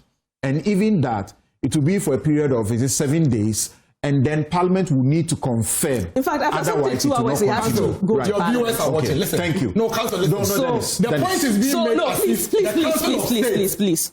Please declare a state of emergency. Nobody said that. Nobody said that. Okay, so then let's establish something. Nobody said that. Ultimately, the person that declares a state of emergency is the president. That point is clear. That's not in doubt. Then what are we discussing? So if you keep quiet and let me make my point, you will understand what we are discussing. So you wait until you think you have understood me. So one, we are talking about the parties involved. The parties involved are three: the President, Council of State, and Parliament. The President, of course, cannot act if the Council of State says no. The declaration will be done by him, but he's not the sole party to do the declaration. That's one. Number two, there are circumstances in the framework under which you can declare a state of emergency. Yeah. One is natural disaster, any situation in which any action or any action is taken or is immediately threatened to be taken by any person or body of persons, which A, is calculated or likely to deprive the community of the essentials of life, or B, renders necessary the taking of measures which are required for securing the public safety. So there are the circumstances. Natural disaster, the situation I just talked about. What does that tell you? It talks about the essentials of the services and essentials of life to the community. That tells me that in the absence of a natural disaster, and which this is not a natural disaster, the community in which the state of emergency must be placed, their views cannot just be ignored. Now, in all of this debate that I have heard, in all of the activism that I support, I haven't heard the communities in which the state of emergency is supposed to be placed. I haven't heard anything that the communities have said, that they actually also want a state of emergency. Should they want it? Let me make my point. So allow me to make my point. I'm driving to a conclusion. So one, those are the circumstances. And as a Democrat, I do not think that we can just ignore the communities. But that's not just it. What that tells me is that there is more than meets the eye when it comes to galamsey. Because if the communities are not saying anything, it tells me that there is more than meets the eye. In fact, some communities have demonstrated about how their communities are being devastated. Yes. Right. But we all agree that there is more than meets the eye. I'm sure on that we are all agreed. Now, the history of the galamsey fight. Mr. Boaji in his presentation made that history, which is very helpful. Now, if I take that history and then add upon it, of course, we've had Operation Vanguard by the president, President Nana Akufo-Addo. He put his presidency on the line. After that, Mr. Boaji talked about, I think, Operation Halt. Yeah. Then there was the gruesome murder. I'm sure we all remember the gruesome murder of the valiant Major Mahama. Yeah. We come to the current regime's President Mahama's Air Force. We come to the IGP's anti-galamsey force. We come to the Minister of Lands and Natural Resources, National Anti-Mining Operations Secretariat, among others. What has happened? What I have learned from all of them have failed. I don't think there's a dispute that they have all failed. There's a dispute. He says it's too early. In my opinion, they have all failed. Too early. It will take time. In my opinion, they have all failed. Now, what I learned from all of these failures is that ad hoc solutions are not going to address the problem. One. And number two, there is a lot, much more than meets the eye. We can all do the talking. I'm sure that even some of those benefiting heavily from galamsey are also doing the talking. And the truth is that if you go and arrest the boys who are there, the boys and girls who are there doing, I'm sure the very next day you will have another fresh one because the financiers would have an endless supply of labor. So for me, the ad hoc solutions are not helping it. And so for me, I would take from what Mr. Boaji said earlier on about the fact that what I am happy is that I think we are reaching the point where we all agree that the galamsey issue has to do more than NDC and NPP. So if you ask me, we need to take the approach of addressing the galamsey issue from the political actors to state institutions. If you look at the Constitution, it provided for the establishment of the Minerals Commission. And so that the Minerals Commission would be capacitated by an act of parliament to address issues on mining and all of that. If you ask me, a more sustainable way is for us to let the Minerals Commission lead the effort. We cannot pretend that the issues are not as big as they are. They are. I won't be surprised even if the galamsey fight, there are also even issues of arms involved. So that if you went ahead, for example, to declare a state of emergency, I am not sitting on the facts. I don't even know whether we could actually, there's a potential to create internal instability. But you support it. The state of emergency. No, I don't support it. I don't say do it or don't do it because I don't have the information. I don't like to make. I thought you said you support the Catholic bishops and the rest of them. I support the urgent needs to address the problem. You're also a member of UTAC. Yes, I support the urgent needs. UTAC says do it now. I am not. I don't support that. Do it now, like declare a state of emergency now, for two reasons. One, I don't know the facts. And the reason I say I don't know the facts is that, but I know. The facts are that. No, let me explain what I say. The communities where they are saying, do this targeted, declaration, are devastated. As we speak, the excavator imports into this country on a daily basis is about 200. The government says, this is really bad. So it has put a ban on excavator import. And it's now looking for places to keep them. As they are transporting them to some military place, we are getting information and even evidence that while the transportation is going on, some are being diverted, as in released to the owners.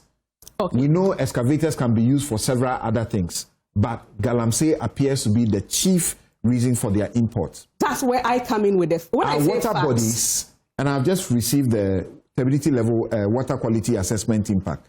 Our water bodies, some of them are extremely terrible. That's why I say, as for the crisis, I am not in doubt of the crisis. So we need to stop it. How do we stop it? That's where I'm coming to. So if you are saying that declare the state of emergency, I don't know whether we have the capacity Now, two, I don't know whether there would be internal instability. And if there is internal instability, whether we have the capacity to contain it. I don't know. What capacity are you doubtful we don't have? One, if I were... The army? No. If I were the commander-in-chief, I would be very hesitant to open fire on any of my citizens. So I would consider the potential to do so only if it is necessary. Now, in my situation, so that's why, if you ask me, the ad hoc, I've just said that for me, I don't think the ad hoc, let's do this, that we are all talking about will solve the problem. I am more for a sustainable action led by the Minerals Commission. Not that they should do it, but led by them. Those are these situations or solutions you have just pronounced have failed. No, and here we are. I haven't heard the Minerals Commission. No, you said these processes we have done over the period have failed. Because they've been ad hoc. Right, they have failed. Yeah. That's why they have failed. And there's a need for a more sustainable solution. Clean start. Not a clean start necessarily. Okay, if there's a need for a clean start or whatever it is, your water bodies are being polluted. You are sitting here in Accra, and the Ghana Water Company is telling you are going to have to import water in less than how many years from now. The water you have, you don't even drink from your taps anymore. Your contombre and your pineapple, all your fruits, you are being told that there's substantial, metals into them. I get it. But so, I have also lived in this country through all the efforts that I have just said, that I know enough that just shouting this and just shouting that doesn't solve the problem. What else should happen to trigger a state of emergency? That's the question. No, will a state of emergency solve it? That's my question. And my answer is, I don't know. So it is not that we don't have the set of situations to trigger a state of emergency. My issue is, will a state of emergency address the problem? Okay. And that's where, no, let me finish. So, and that is where I am not very sure, because I don't know. I am not sitting on the facts. I don't know whether in fact it will. I don't want another situation where we do that one, then we come back here like we've been doing. So we start this operation, it doesn't work, we come back here. This operation, how many operations do we want to start? You know when we ban small-scale mining? After 7 days, then you go to Parliament. How long are we going to have a state of emergency? 1, and 2, will it address the problem? So I want a more sustainable solution. And that more sustainable solution is what I say that let's let state institutions work. So let's capacitate the Minerals Commission. Let them do 5 things. I would want to see comprehensive and credible data. I would want to see a holistic consideration of the issue from all perspectives. Us, the illegal miners, their real bosses. I am not convinced that these financiers are some small people sitting somewhere that you can just override like that. We need to consider all of the perspectives in all of that, including China. Let's have discussions with China, because we also know the issues that come in from the Chinese. Then let's see a document that provides a roadmap for 2 things. 1, short-term solutions to address this problem, and then 1, a long-term, a more long-term, because before our independence, right from the colonial days, mining has always been an issue. I don't think this is I'll go to the Most Reverend Joseph Osei-Bonsu, Emeritus Bishop of Konongo, Mampong Diocese. Thank you very much, Bishop, for joining us, and thanks for your patience. We have heard you, the Catholic bishops, consistently, and as I said before, I don't think I remember any religious grouping or any, if you call it CSO or NGO, that has been as consistent as the Catholic Bishops' Conference in the fight against galamsey. You say that the president's refusal to declare a state of emergency is, quote, profoundly troubling, because in your estimation, galamsey is now a national emergency. It's a crisis. When we banned small-scale mining, within that same period, we were told that that was the period that we had the most exports of small-scale gold. The most export was within the period we have banned it. Regardless that within that period, yes, the water appears and the water bodies appears to have gotten a better, life to start. Why are you still insisting on a state of emergency? Well, as you have said, we have spoken about galamsey for many years. Almost every year, whenever plenary, we talk about it. We live with the people. We're in rural areas. We are in all parts of Ghana, and we know what is going on. And we feel that something drastic should be done. Now, if it's not the use of a state of emergency, something drastic should be done. Ghana is at war. We are not at war with the Togo or Ivory Coast or Burkina Faso. We are at war with galamsey. And if we don't take care, a time will come when we will get plenty gold to export, but then there will be no water to drink. And Ghana will cease to exist. And so while we think of improving the production of gold and all that, we should be serious about galamsey, which is destroying our water, destroying our land, and so on. So it doesn't matter the term that you use, but we feel that government should do something very drastic about galamsey. Otherwise, the nation Ghana will cease to exist. And for our viewers, what you had on your screen a while ago, when you see, the colors, this is what they represent. When you see the blue, it's good water quality. And you can see that you hardly find it in there. It's in 2006 and 2007 that you have some spots of, good water quality. Just two occasions, in 2006 and 2007, and that was within the River Densu. Okay? Yes, River Densu. When you see green, that is fairly good water. Fairly good water. If you see yellow, that is poor water quality. And you see yellow all over. Poor water quality. And then when you see the red, it's grossly polluted water or inaccessible water body. Really, really bad. Yes, so Bishop, my question was that as we are hearing, the president doesn't seem willing and ready to do the targeted state of emergency as has been called for by the Ghana Coalition Against Galamsey with Kanashigbe, Frank Edu Jr., Yawin Sako, and the rest of them in there, Senyor Husi, and the rest of them in there. The UTAC says it must happen now. The Ghana Medical Association are also back, saying it must happen now.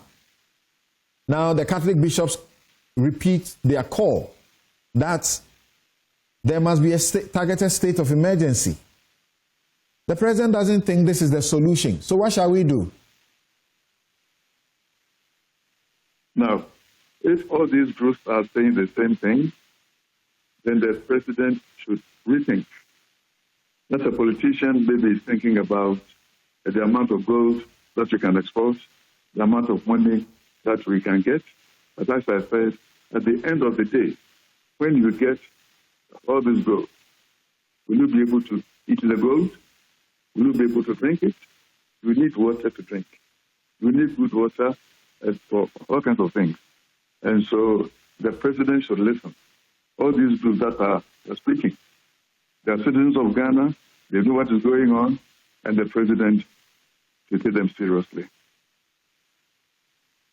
Okay. Is it tomorrow the Democracy Hub group is beginning a vigil, their protest that they have been doing over some years now? On Tuesday, the IEA is organizing a discussion on, how we can avoid all of this. So do you get tired as a conference? You have issued these statements over and over and again. And as I mentioned not too long ago, the Archbishop Bonaventure Kofi, under his auspices, the Accra Diocese also did actually a protest walk. And the ultimate call was the state of emergency. And it doesn't look like any of the presidents, they are interested in that. It's unfortunate, I'm not being political, but the right thing should be done. Whether it's NDC NPP government or MPP government, Ghana comes first. Our welfare comes first. And so whatever needs to be done will be done so that we can preserve our water bodies, we can preserve the land, and so on. Clara here supports your call, but he doesn't support, she's not too sure if this is the way to go with a state of emergency. And she feels that even if you have to activate a state of emergency, the sort of the concerns of the indigenes of these Galamsey areas should be sought. Do you agree? Well, they should be contacted, but they all know what is going on. They know that they are not getting good water to drink. They know that they cannot plant their crops. Their crops are not yielding any good fruit. And so they are also concerned. And I'm sure that if you go to them, they will tell you the same thing. They are not happy with the situation. Even though their sons and daughters may be bringing gold, they know that it's not the best. So it all depends on what we mean by a state of emergency. We are not saying that the whole country should be in a state of emergency. We are speaking of targeted areas. And if you can deal with the most critical areas, we're getting somewhere. But not to start at all, that's not good. A part of Clara's concern, as others also do, is that a state of emergency brings in very drastic, sort of unconstitutional actions. Human rights will be, of course, there will not be anything like human rights because it will completely freeze the law's operations in those areas. They are likely to shoot and kill, and so on. Have we gotten there? Yes, they can work out the modalities, how you are going to go about it. I'm not a politician, I'm not a soldier, I don't know what is involved. But something should be done because if we continue this way, we're not going to get anywhere. Thank you very much. They are lawyers and they know the Constitution and so on, that's fine. But at the end of the day, it's the welfare of the Ghanaian. That is paramount. Okay? And so if at the end of the day, we can't get water to drink, we can't get food to eat, then where are we? Thank you very much for making time to join us this morning on Newsfile. The Most Reverend Joseph Osei-Bonsu, Emeritus Bishop of Konongo, Mampong Diocese. We're going to take a break, but before that, I want to end this discussion here. Yes, I know your hand has been up, so just quick. So one, I believe that His Excellency was voted to deal with a lot of problems, including Galamsey. He has instituted some measures, including a form of a community mining called cooperative and sustainable mining. We should allow that to happen. Emergency, imposition of state of emergency. Clara has gone into the matters. It hasn't solved the problems anywhere. Indeed, we have security situations in the north and some places of the country. State of emergency have been imposed. They haven't resolved the communal conflicts. So, like she said, it's become an ad hoc measure. It won't resolve the issue. So what should we do? There must be an interim measure, but the interim measure must necessarily lead to a long-term resolution of the problem. So I agree with her that we can't be doing the same things and expect the same results or expect a different results. We have to change our tactics. Changing the tactics is the communities themselves are now involved. So they are not complaining. That's a point, that if you want to impose a state of emergency on an area, you need to take the area's concerns into consideration. But the area is not talking. They are not calling for a state of emergency. A few communities have spoken up anyway. Just a few. But sometimes I'm telling you that, like the middle to the southeastern zone of the entire country is degraded from the air.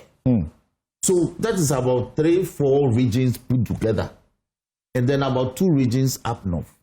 So about 2/3 of the country or 3/4 of the country is totally in this matter.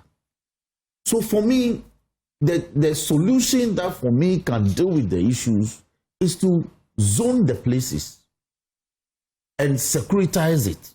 You cannot enter. Anybody involved in normal or regular commercial activities should be able to go about it as a business. But where an area has been zoned as a security zone, entering those areas become very difficult for you. So an excavator cannot be ferried into a forest area without necessarily going through some checks. So yes, imposition of state of emergency, but Clara has made the point, so I won't belabor it. It won't solve the problem. Okay. What will solve the problem is to securitize it. Let security people take charge. Okay, so thank you. This is where we draw the curtains on this subject. I need 30 seconds. You give us, yes. I mean, he used 2 minutes. Yes. Give all of us 2 minutes. No, a minute each. So, counsel, you see, we need to go on a break now. The only thing any lawyer has over me is the proceedings in court and the processes. Otherwise, you have nothing else on me. As for the proceedings, how to file your motions, those things, yes. But the thing is black and white. You see, Article 31, President can even declare the state of emergency before he goes to Parliament. It is here. The President may, acting in accordance with the advice of Council of State. You just mentioned Council of State. Oh, I beg you. You just mentioned Council of State. 30 seconds, go on, relax. Yeah, so don't Council, misinform the public. You did that to me, so I will do it to you. Can you stop it so I go on? The President may, acting in accordance with the advice of Council of State, by proclamation published in the Gazette, declare that a state of emergency exists in Ghana or any part of Ghana for the purposes of provision of this Constitution. Then it says, notwithstanding any provision of this article where a proclamation is published under clause 1 of this article, the President shall place immediately before Parliament the facts and circumstances leading to the declaration of state of emergency. Finally, Parliament shall, within 72 hours after being so notified, decide whether the proclamation should remain in force or not, or should be revoked, and the President shall act in accordance with the decision of Parliament. What these 3 things I've read simply mean is that the President may go to the Council of State for advice. If they advise him against it, he can ignore it, because that one, the Supreme Court has already ruled that the President doesn't have to work with the advice. Then he would go ahead to declare the state of emergency. Now, when he declares it, at the time he's declaring the state of emergency, it doesn't require parliamentary approval. After he has gazetted the state of emergency and is in force, he has within 72 hours to go to Parliament for approval or ratification. At that point is when Parliament can decide that the state of emergency you have established or implemented can stay, or we think you should revoke it. Please, let's not do this to our public. This is black and white. Okay. This is not courtroom law. Thank you. Finally, I beg you, Counsel, let's be consistent. At least as leaders, if we change our minds, let's give cogent reasons why we've changed our minds. Honorable Dafiamepo, and I'll give you the video to the producers, they can play it. In October 2024, was forcefully, aggressively calling for a state of emergency at a time when the water quality as at 2024 had 25 water better, way better than 2016 when they left office. Today, go to Kwenyako, more than half of Central Region do not have water. Okay. And he's telling us that all of a sudden, he has shifted from a state of emergency towards military area. I am saying, fair enough. I am but saying what I am saying is that securitizing the zones is better. The way you guys are treating me on this file, I'll begin to thank you, Clara. Yes, let's have Clara. Let's hear Clara. So yes, thank you, gentlemen. Thank you, Clara. Let's hear you. So yes, guys, Clara, yes. So in short, yes, as I noted earlier on, what he just read shows that there are 3 stakeholders in it. I am not sure that anybody just thinks that if we declare a state of emergency for 72 hours, for example, it is even let's say that the Council of State agrees and it is imposed after 72. They don't have to agree. It says acting in accordance with. Your point is made. So leave it. It says acting in accordance with the advice. So 72 hours. I am not sure that it is after the 72 hours that Parliament says, okay, don't go ahead, that we have solved the problem. Now, to be very clear, right from the Nanado days, I never said anywhere that President Nana Akufo-Addo should declare a state of emergency. I never said that. Never. No, I don't think anybody has said so. No, because it is insinuated that as if I said something earlier. It's insinuated. So I have never said that President Nana Akufo-Addo should declare a state of emergency. And I have never told President Mahama also to declare a state of emergency. And my reasons are what I have just said, because I understand the potential for human rights when a state of emergency is conducted, is declared, 1, and 2, I am not persuaded that that is going to necessarily solve the problem from the evidence that I have seen. Because you declared and then connected people will be there doing the galamsey. You just give some other more people advantage to go and be doing the galamsey. That's the evidence we've seen so far with the ad hoc measures. So that's why I want the situation moved from political actors. Of course, they will be involved, consulted, but I want it led by state action so that it is more sustainable. It doesn't matter whether it's NDC in power or NPP in power. We have a state institution that is capacitated to understand the problem from all angles and to continuously deal with the problem so that we are more in a position to long-term solve the problem rather than the bright ideas here and there. You two, just a minute. This emphasis about many people about human rights. We are told that galamsey is an existential threat. It threatens to wipe all of us out of, this Ghanaian earth.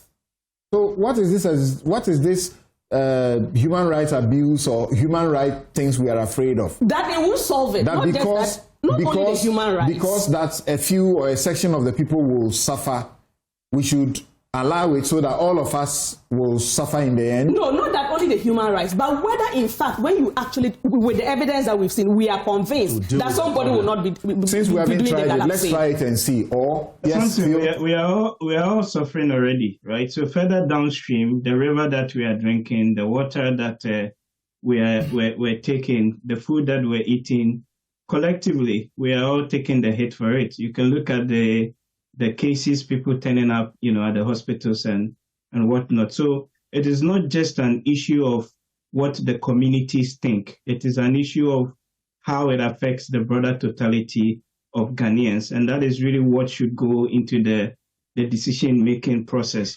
But, like Clara said, and I have also said 1 year ago, I don't think that the state of emergency is necessarily what will solve the problem. It's an ad hoc or an extemporaneous measure.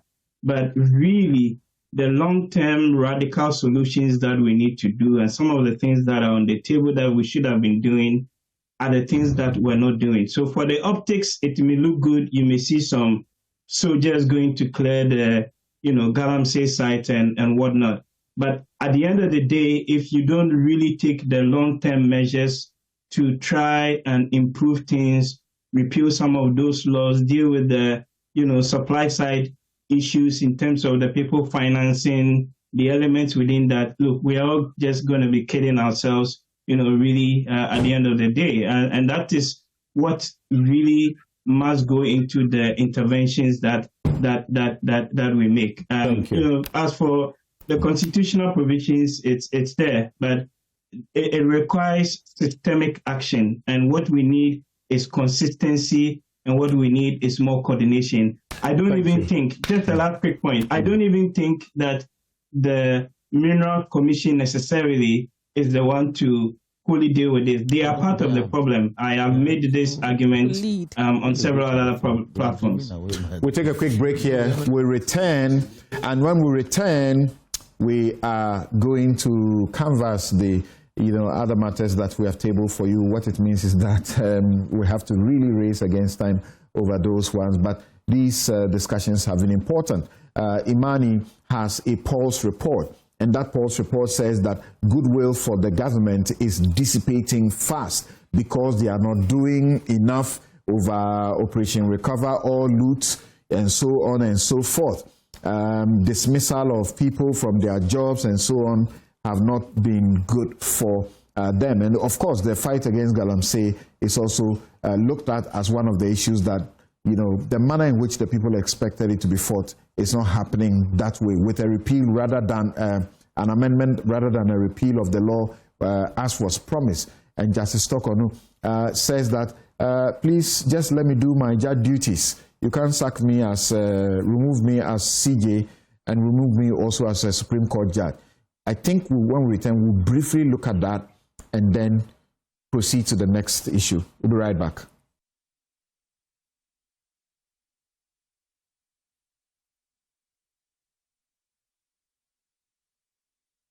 Authoritative news analysis platform, and here on Newsfile, we put Ghana first. My guest, Clara Berry Kasati, is law lecturer, University of Ghana, School of Law, and is in private practice, also with the CDD Ghana. Roxanne Nelson Dafiamapo is Majority Chief Whip, and MP Sandai. Dennis Miracle Sabwaji is Director of Communications, the Bamia Campaign, and Dr. Theo Champong is Political Risk Analyst and Economist. Now, let's get to the next issues that we are canvassing for you. The Chief Justice is in the High Court saying that you removed me as Chief Justice using a procedure for removal for a Chief Justice. You didn't trigger the procedure for removal of a Justice of the Superior Court. I am first a Justice of the Superior Court before I am a Chief Justice. So I must remain as a Justice of the Court. What do you say? And this show is brought to you by Candace Panshaw, Bank of Africa, strongest group and closest partner, MTN everywhere you go. Ashasi University, educating ethical and entrepreneurial leaders for Africa. Robert & Sons Optical Services, your comprehensive eye care service provider for 33 plus years. My Way Insurance. Dial *165# on MTN to join My Way today. Syntax Tank is strong, it's tough. Activa International Insurance. Our clients are Pashing International Facilities Management Association. They are proud to be associated with your most authoritative news analysis platform, Newsfile. Safari Valley Eco Park, bringing you closer to nature. So on that matter, let me begin with Roxanne Nelson Dafiamapo. But before I do that, I think that I have the obligation to clarify one issue that came up. Two suits were brought to the Supreme Court in 2015 by the Ghana Bar Association and Richard Dela Sky. And they were asking the question whether advice is binding on the president. The Supreme Court held that advice, when it is being sought for by the president in certain circumstances, is not binding. When the advice is for a consultative process, it's not binding, like seeking to appoint the EC chair, which led to Richard Sky's rate, seeking to appoint judges, which led to the Ghana Bar Association's rates. That kind of advice is not binding. But the kind of advice as we see in Article 31, where the president is asked to act in accordance with the advice of the Council of State, that kind of advice is binding. Thank you. Yes, the CJ. Yet, the CJ is in court. Praying the court that her excision from the judiciary, as it were, as Chief Justice Justice of the Superior Court, should be looked at again, because constitutionally she's entitled to remain as a judge, even though the procedure was or the processes that led to her removal was in respect of her position as CJ. That is untenable. That is not the constitutional architecture that we have. Our constitutional architecture is the effect that the CJ sits in a composite capacity as a judge as well as head of the judiciary. Dual roles. And therefore, where your activities of your administrative functions have been called into question and leading to a petition resulting in your removal, it also affects your role as the judge, because it goes to the propriety of being eligible to sit or to be fit for purpose as a judge, judge. And this is not the first time this matter has come before the courts or engaged the courts in these issues. 30 years ago, the Ghana Bar went to court to, as it were, get Justice Aban removed. And in the course of the preliminary objection raised by the then Attorney General, the court upheld the preliminary view, but in the course of writing the ruling, the reasoning behind the ruling, people like Pega made this very important dictum that should guide us. He was of the opinion that the processes that was before them, if it succeeds, it will lead to the removal of the Chief Justice, not as mere Chief Justice, but also as a judge of the Supreme Court. Then again, in the matter of Ajechu, Justice Dateba went to town. He actually exploded. So you refer to a first one 30 years ago. Yes. You refer to a second one, which in was fact, in 10 years after. 2006. In fact, 2005, 2006, 10 years after, Ajechu went to court. And to challenge the contents of the petition leaked, that's Bright Akwete's petition. Again, the court took the trouble to explain that if the processes succeed, it will lead to the removal of the Chief Justice as well as a judge of the Supreme Court. Then finally, CJ's own case, her own case, one of the cases she took to court a couple of months ago, there's Amadou Tanko. He reasoned this way, and this on page 26 of 32 of the ruling, of the judgment of the court. He said, as part of the conclusions, the above observations provoked by paragraph 12 of the applicant's affidavit aside, I need hardly say that I arrive at the conclusion that this application must fail without relish, mindful of the fact that the applicant, the Honorable Lady Chief Justice of the Republic, is going through a process that may define her career on the bench as Chief Justice and as a judge one way or the other. So this is a beaten path. It is settled. There's nothing to be determined otherwise. Yes, it's right. You see, because the propriety of your conduct as a superior court judge, which may lead to your removal as a basis of a petition questioning same, is the same as the propriety for the removal of a court of appeal judge, of a high court judge. But the argument she makes is that in Article 146, if you want to remove a superior court judge, you use Article 146 Clause 4. But if you want to remove a Chief Justice, you use Article 146 Clause 6.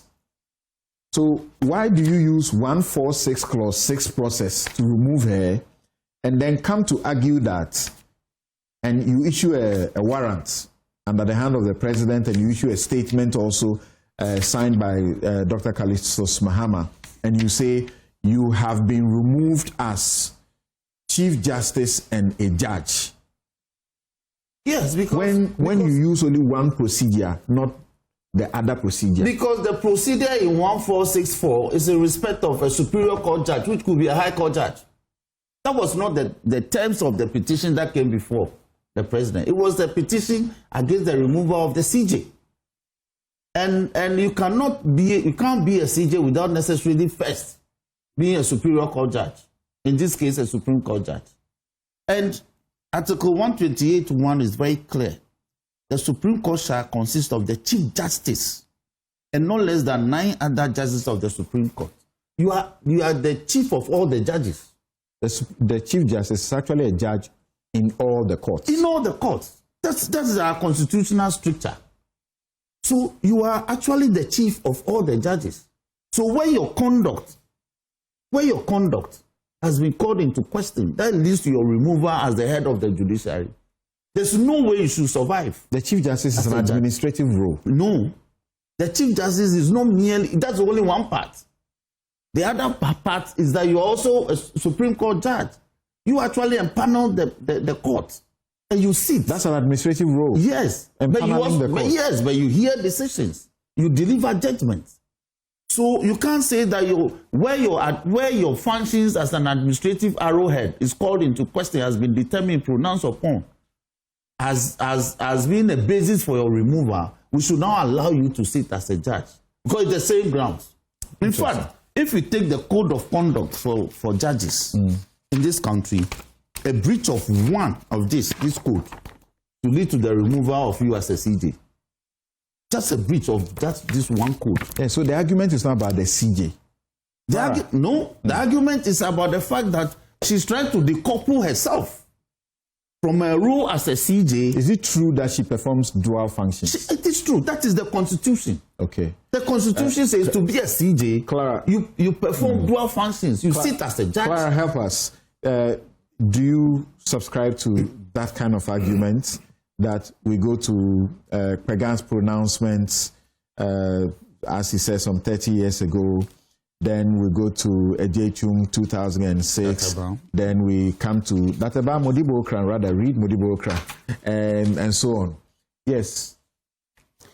For me, I would go back to the constitutional architecture. Okay. It provides the grounds for removal, whether as CJ or as Supreme Court judge. Separately? No, the grounds are the same for both. Okay. The grounds are stated misbehavior or incompetence or ground of inability to perform your office. It is the procedure that is different. Because if it was a Supreme Court judge, you would have to refer the petition to the CJ to make a prima facie case.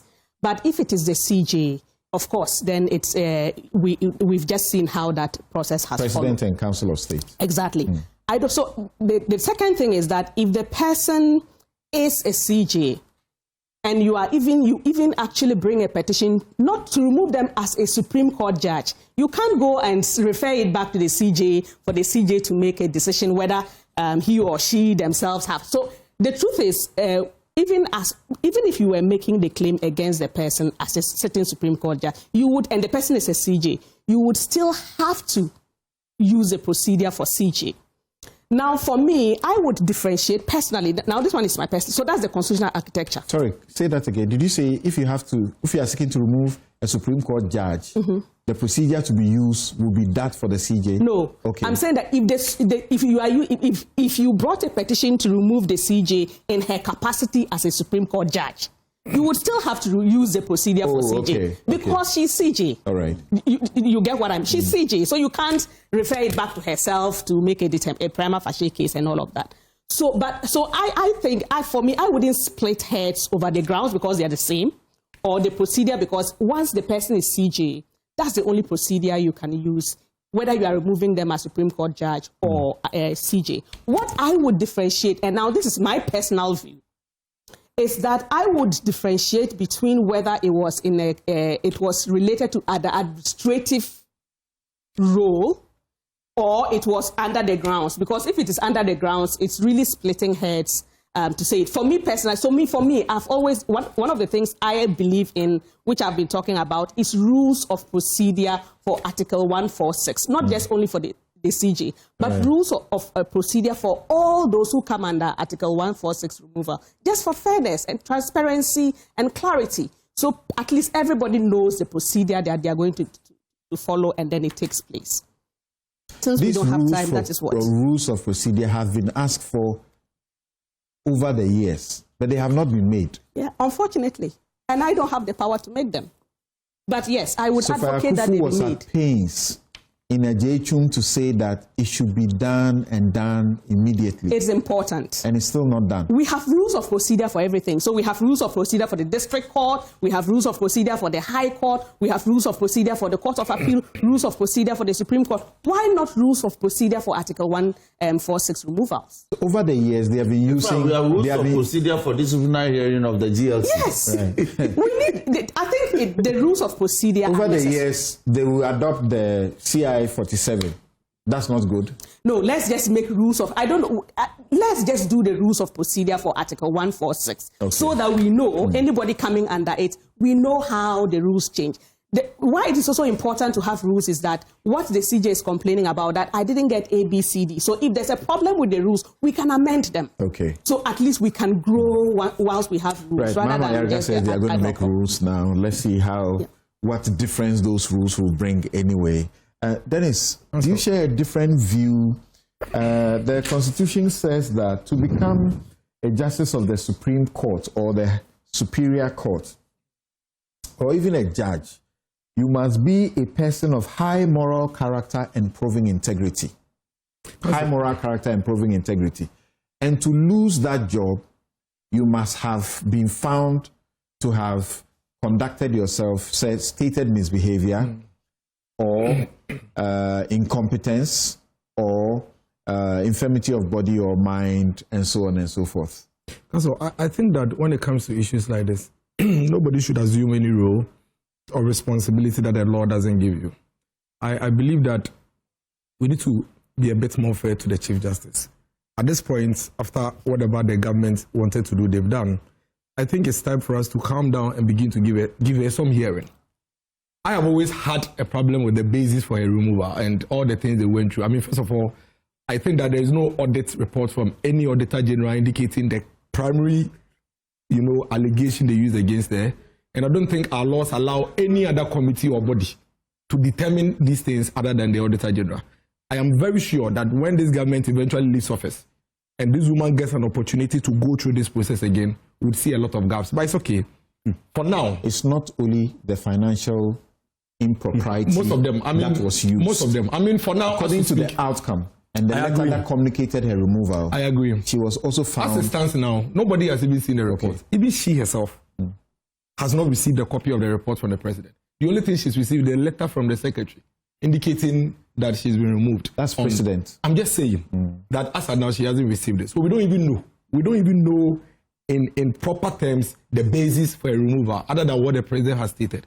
That's what I'm saying. When this government eventually leaves in 2029, we will know the details. That notwithstanding, I just want to ask. I know if I'm a judge, I'm supposed to live above reproach. So I am caught for stealing.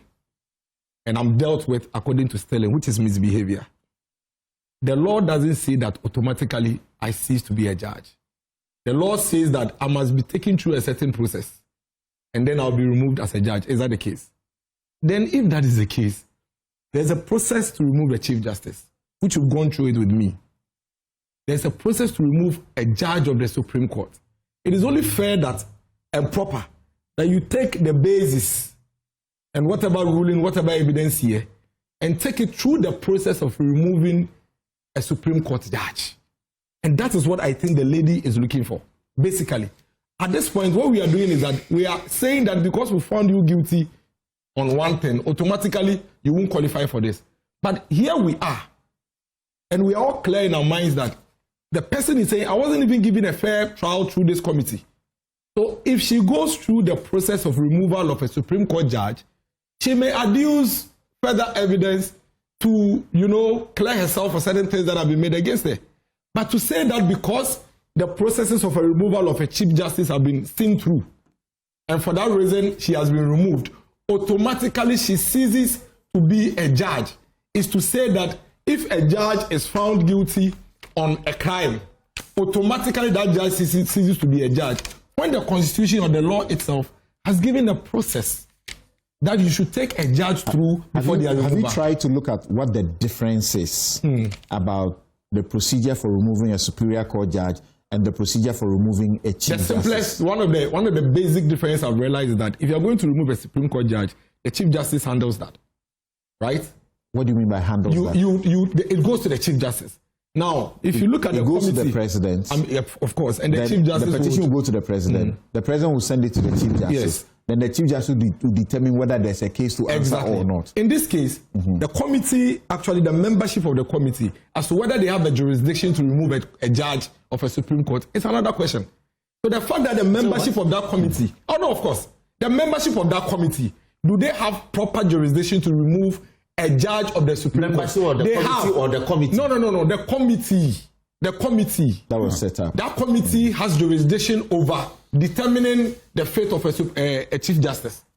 But do they have the jurisdiction over determining the fate of a Supreme Court judge? If they don't, then all you have to do is take whatever it is that they have done, which is now evidence of whatever crime the Chief Justice may have caused, and take her through the process of removing her as a Supreme Court judge and allow her to defend herself. Okay, that is the law. So the Constitution says, the Constitution says, as a Supreme Court judge, or as a Superior Court judge, or as a judge, the only time you may be removed is that you have been found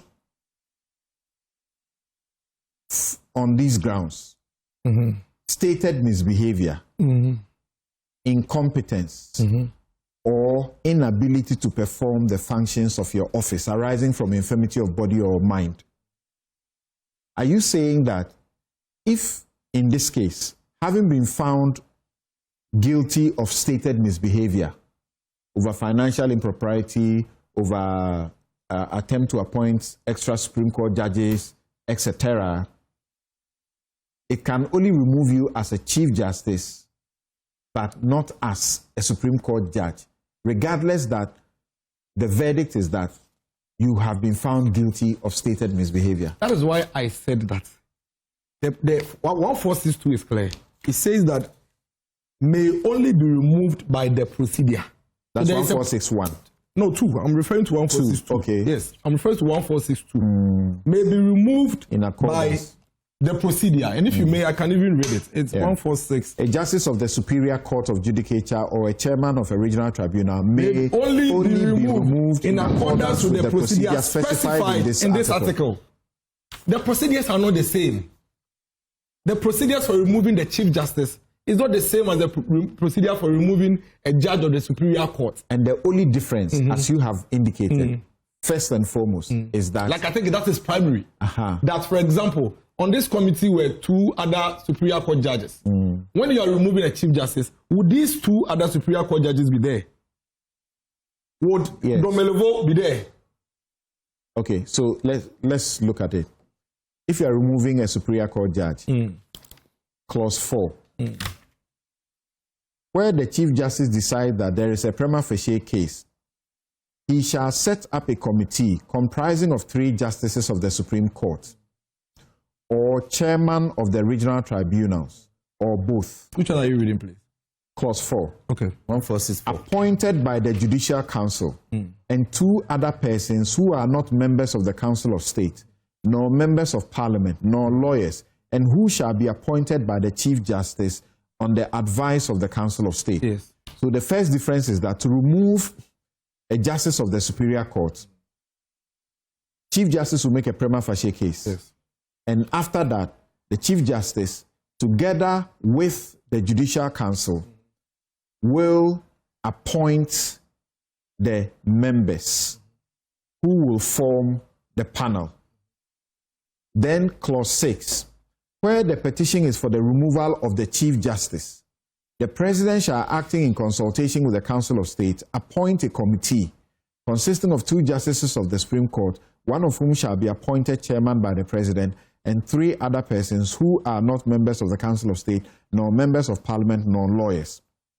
So the appointment of the committee to do the process is done by the President with the Council of State. For Chief Justice and removal. prima facie is also done by the President with the for Council Chief of Justice State. removal. This is the difference. For Chief Justice removal. That's right. But for the removal of a judge of the Supreme Court, a committee should be set up by the Chief Justice, not the President. With the Judicial Council. Yes, not the President. Right. Secondly, I made a fundamental point, and I think that's what we should all use our mind to. Let's say I'm a Supreme Court judge, and then I'm found to be beating my wife.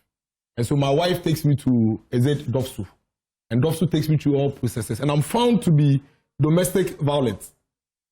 It doesn't automatically disarm me from being a judge of the Supreme Court. That's correct. But somebody can, based on that ruling, now petition the Chief Justice and say, this judge petition the President. The President, and say, this judge is a woman beater. I don't know why you allow a woman beater to sit as a judge in this country.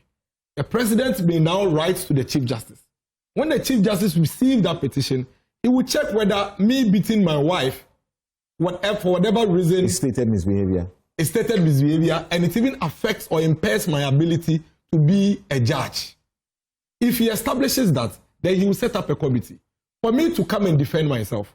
Now, that committee's evidence against me will be that ruling against me being a woman beater. That's right. I have to prove to that committee that the fact that I beat my wife in the past doesn't mean that necessarily I cannot execute my function as a judge. You may disagree with this, but this is the law. The standard is that you are a person of high moral character and proven integrity. But the law says that she may only. So there is only one procedure. You cannot imply any other procedure. Okay. So you may have a very solid ground for thinking that she cannot be a judge. But the law says that you cannot use that procedure of removing a chief justice, which is for the 6. Okay. To remove a judge, which is for let me ask the you this, and I move on to Roxy. Hold on. So what I think anybody should do, now, is to simply, like they did for this one, get one of their guys again to write a petition against the woman and take it to the president. Okay. Then the president will refer it to the chief justice. Then the chief justice say, Madam, you know you are no longer the chief justice, but people are saying you can no longer be a judge. According to the Constitution 1464, come and defend yourself. Please. Then the chief justice will form a committee. So the new chief justice. Yes, because that is the only way you can remove a judge of the Supreme Court. Please. You cannot use 6 to remove. So 4. That at her time, there should be a petition sent to her to make a prima facie on herself. No. The chief justice has now been removed. That is established. He's now been removed. Okay. That's why I'm saying that he's been removed as the chief justice. Hold on. Don't worry. Allow him. He's been removed as a chief justice, which was a function. Okay. Remember, it was a function. The last question I'm going to ask you, let me put it to Theo Champong. Dr. Theo Champong. I thought you asked me this. Dr. Theo Champong, I don't know if you share Dennis's view, but even if you don't, what do you make of the Supreme Court in at least 3 different decisions, even though those pronouncements are not what we call the star decisis that decides the case? You see that prima facie for a chief justice is actually not in the Constitution.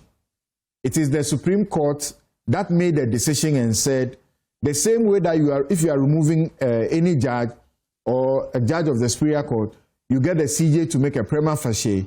If you want to remove the Chief Justice, you must also do a prima facie. It's not in the Constitution. The Supreme Court said it, and now it has become part of our law. This same Supreme Court, on 3 different occasions, has made pronouncements which we can say are not law. But they say that if a Chief Justice is removed, they are equally removed as a Justice of the Superior Court. Do you think it's as straight as this one? Yeah, so fundamentally, the point that I have been asking myself, right, is does the Constitution treat the Chief Justice and then the Justice of the Supreme Court as distinct constitutional roles with separate sort of appointment rules?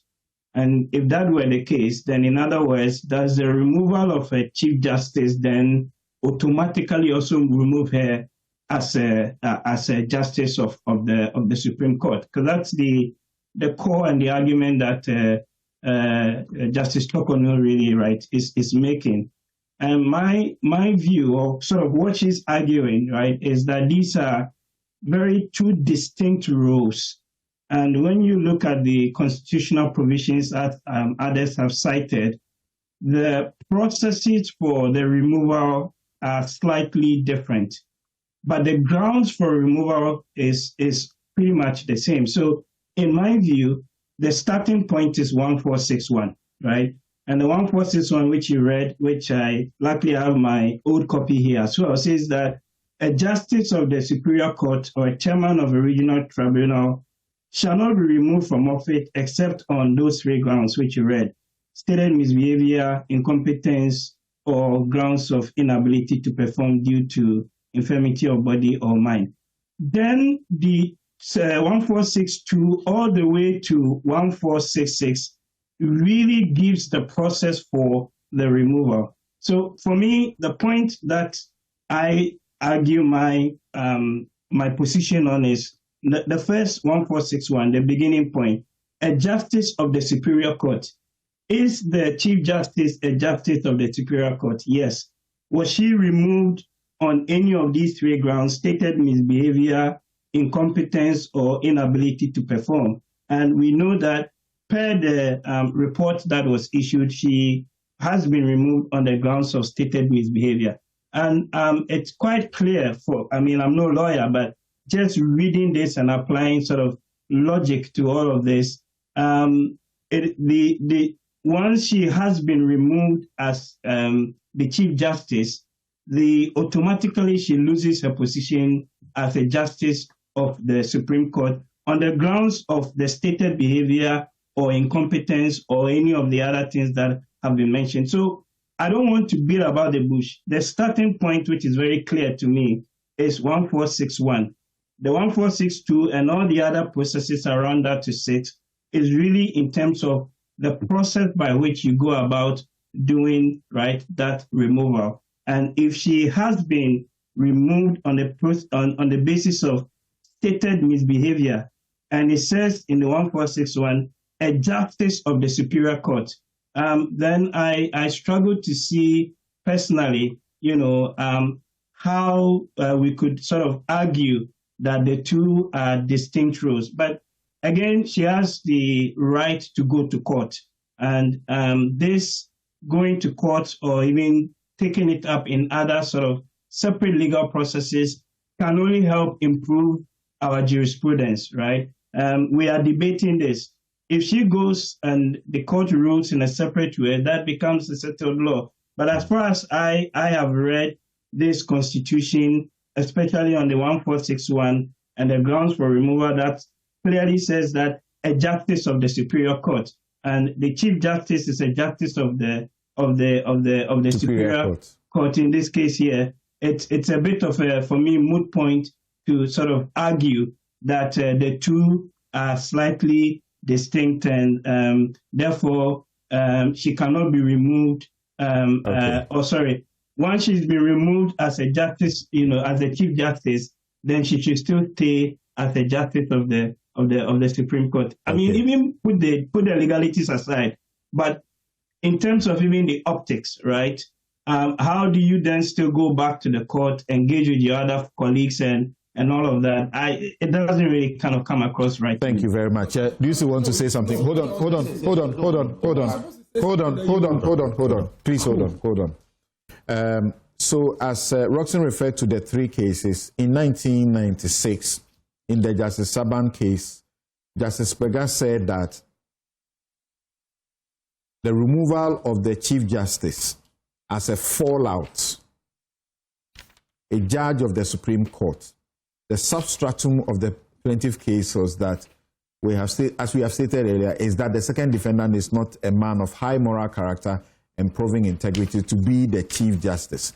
Ipso facto, a judge of the Supreme Court, since the qualifications are admittedly the same, if the second defendant is disqualified from occupying the post of Chief Justice on grounds of lack of integrity, I do not see how he can continue to be a judge of the Supreme Court. And then in 2006, 2005, Modibo Okran in that other case says, with no such gap filling, one is left only with Article 146, Clause 1. And since the removal of the Chief Justice of Ghana from office is pegged to the same set of grounds as any other Superior Court judge, the Chief Justice, upon removal, will by implication also lose his position as a judge, unfortunate as it may be. Yes, Sam, this matter actually came up in the Ajechun case. There was an issue. And the court determined that issue. So here's what Justice Databan said. Are the administrative acts of the Chief Justice immune from the impeachment process? The next declaration, so I want to read. I won't say anything. I just want to read what he wrote quickly. Yeah. The next declaration whose grant or refusal I will consider is the first one sought by the plaintiff. It will be recalled that the declaration sought is in the following terms. A declaration that the petition dated 13 January 2006 presented by Mr. Brian Akote to the President, which relates to the removal of the Chief Justice, is in respect of the performance of administrative functions of the CJ within the meaning of Article 1254 of the Constitution, and is therefore inconsistent with the said article. Then he went on, but this is where he exploded. He exploded this way. He said, I think that the plaintiffs, or let me give this argument. Further in paragraph 8, he sums out the essence of his argument as follows. The exercise of administrative powers by the Chief Justice, such as the transfer of enforcement of discipline among judges, enjoys complete autonomy and freedom from interference by the executive and parliament. The effect of the President's appointment of Committee 2, in essence, question or inquire into the exercise of those administrative powers by the Chief Justice, is to violate clear constitutional dictates and can properly be regarded as a breach of Article 1271 and 2. It undermines the authority conferred on the Chief Justice by Article 1254 as Chief Executive of the Judiciary responsible for administration and supervision of the judiciary. Surely, transfers and dismissals of judges by the Chief Justice cannot be considered acts of misbehavior or corruption. Assuming, agreeing though, that the 3 judges named in the petition have genuine grievances, it will be proper for them to seek relief on their own. The proper course should be to commence an action in the courts for a declaration that their transfer or dismissal, as the case may be, is wrong in law. So that the bar exploded this way.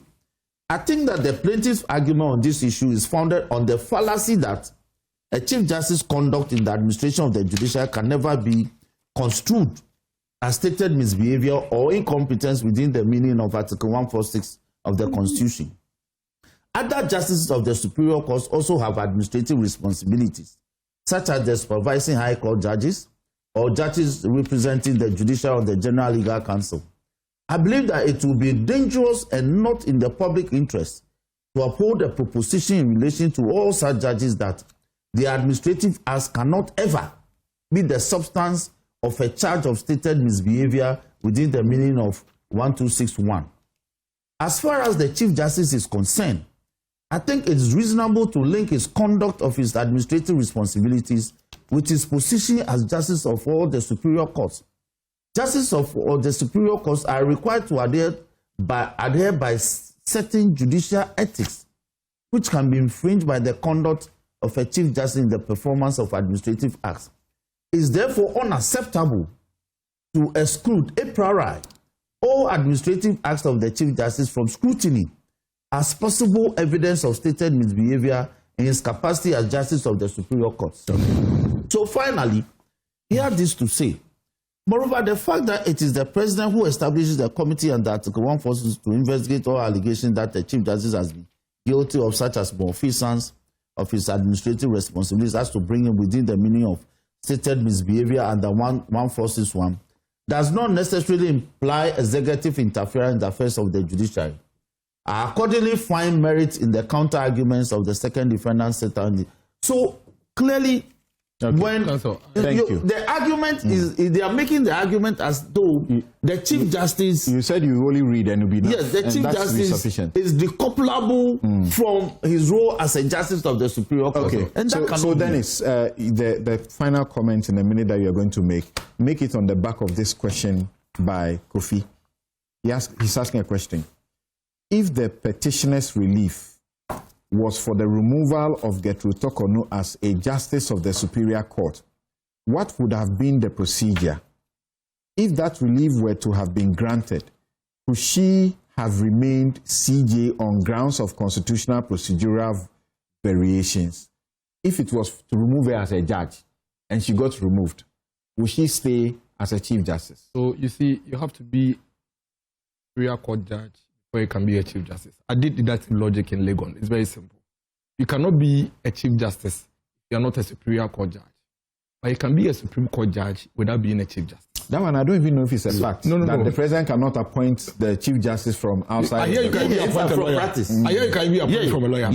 But the argument still stays. The argument still means that you don't have to be. But automatically you become a judge. No, I'm only helping you. It's okay. Yes. Don't help me. I am saying that you have to be a Supreme Court judge or come from somewhere before you can be a Chief Justice. Therefore. But you can be a judge, a Supreme Court judge, without being a Chief Justice. So that answer is quite clear. The point we are making is that the framers of the law are clear. They are saying that if you want to remove a judge of the Superior Court, this is the process. If you want to remove a Chief Justice, this is the process. Now, this is where the difference is. There is a clear distinction between the composition of the committee that removes a Chief Justice and the composition of the committee that removes a judge of the Superior Court. And it makes a difference. Which is just to avoid conflict. It is not just. There is a reason why if I go to the High Court and the judge rules against me, I go to the Appeal Court. There is even a reason why, even at the Superior Court, they can rule against me in a matter. But our appeal, they will bring one more judge and I'll win. So there is a big difference. It is not just. You are confused. It is not just. I am not. There's a big difference. You see, when you look at, don't do this. Don't do this. No. When you look at the composition, when you look at the composition of the committees that remove a CJ and a judge is different. The president must appoint certain people.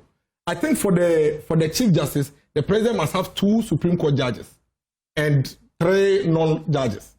For the judge of the Supreme Court, please. But when it comes to the removal of the judge of the Superior Court, the Supreme Court judges must be 3. Do you know what it means? What it means is that you give me the opportunity to go and face the committee that has a responsibility to now remove me as a judge. Because I can be a judge without being a Chief Justice. Interesting. I have been removed as a Chief Justice, but I come to you. And I'm telling you that in spite of this established case against me, it doesn't incapacitate me from playing my duties or playing my role as a judge. Because the issues based on which I'm being removed as a Chief Justice were pure administrative issues. They were pure administrative issues that came about simply because I was a Chief Justice and not because I had a challenge in the application of the law as a judge. Thank you. Yes, Clara. Clara, let Clara end with us. Yes. So this is where, after Clara, the show is over. We are unable to move to the Imani Paul's report about dissipating goodwill for the NDC. It's gone. It's 2%. Level 2%. Yes.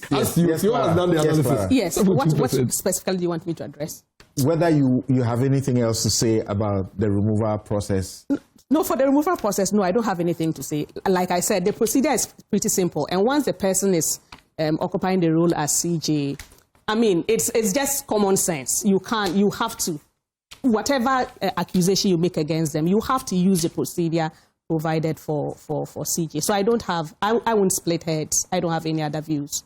So, like Sophia Akufu said in one of her interviews, this is de minimis. Yes.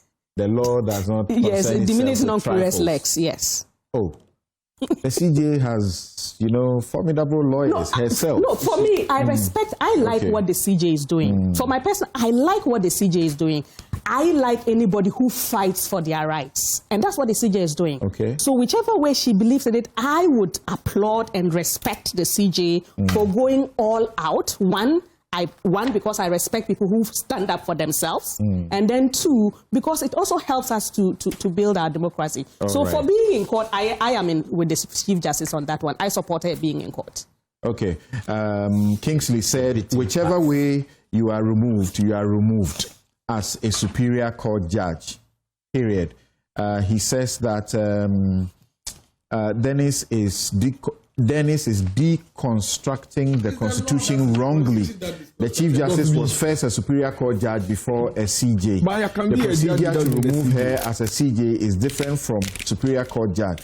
Theo Champon's explanation is superior. He has explained it properly. So thanks to Theo Champon. And then on the matters of Galamsey, I couldn't read any comment, but I'll read this very one comment. It says, why are we, this from George, says, why are we equating state of emergency with abuse of human rights? They shouldn't make the logical error of conflating possibility with certainty. Non-derogable rights don't extinguish under SOE. Certain rights may not automatically be suspended. The SOE is state of emergency. Certain rights may not automatically be suspended. The right to life, freedom from torture, slavery, recognition before the law, and freedom of thought, conscience, and religion. It is only when the state derogates from these that breaches occur. We've got to be blunt now. The one thing that a coup maker can exploit is the legitimate public concern and anger against the environmental suicide we are committing. If an adventurous rises citing Galamsey, our government will fall and there will be no human rights. They say war is an acronym for waive all rights. Okay, so we should do the state of emergency now. Clara Berry, thank you so very much. Dr. Theo Champon, Dennis Miracles Abuaje, and Roxanne Nelson Dafiamapo. I'm Samson Lardy Anyenini. Thank you. My outfit, as always, is by Konati Clothing, 0244 832. Have a good afternoon.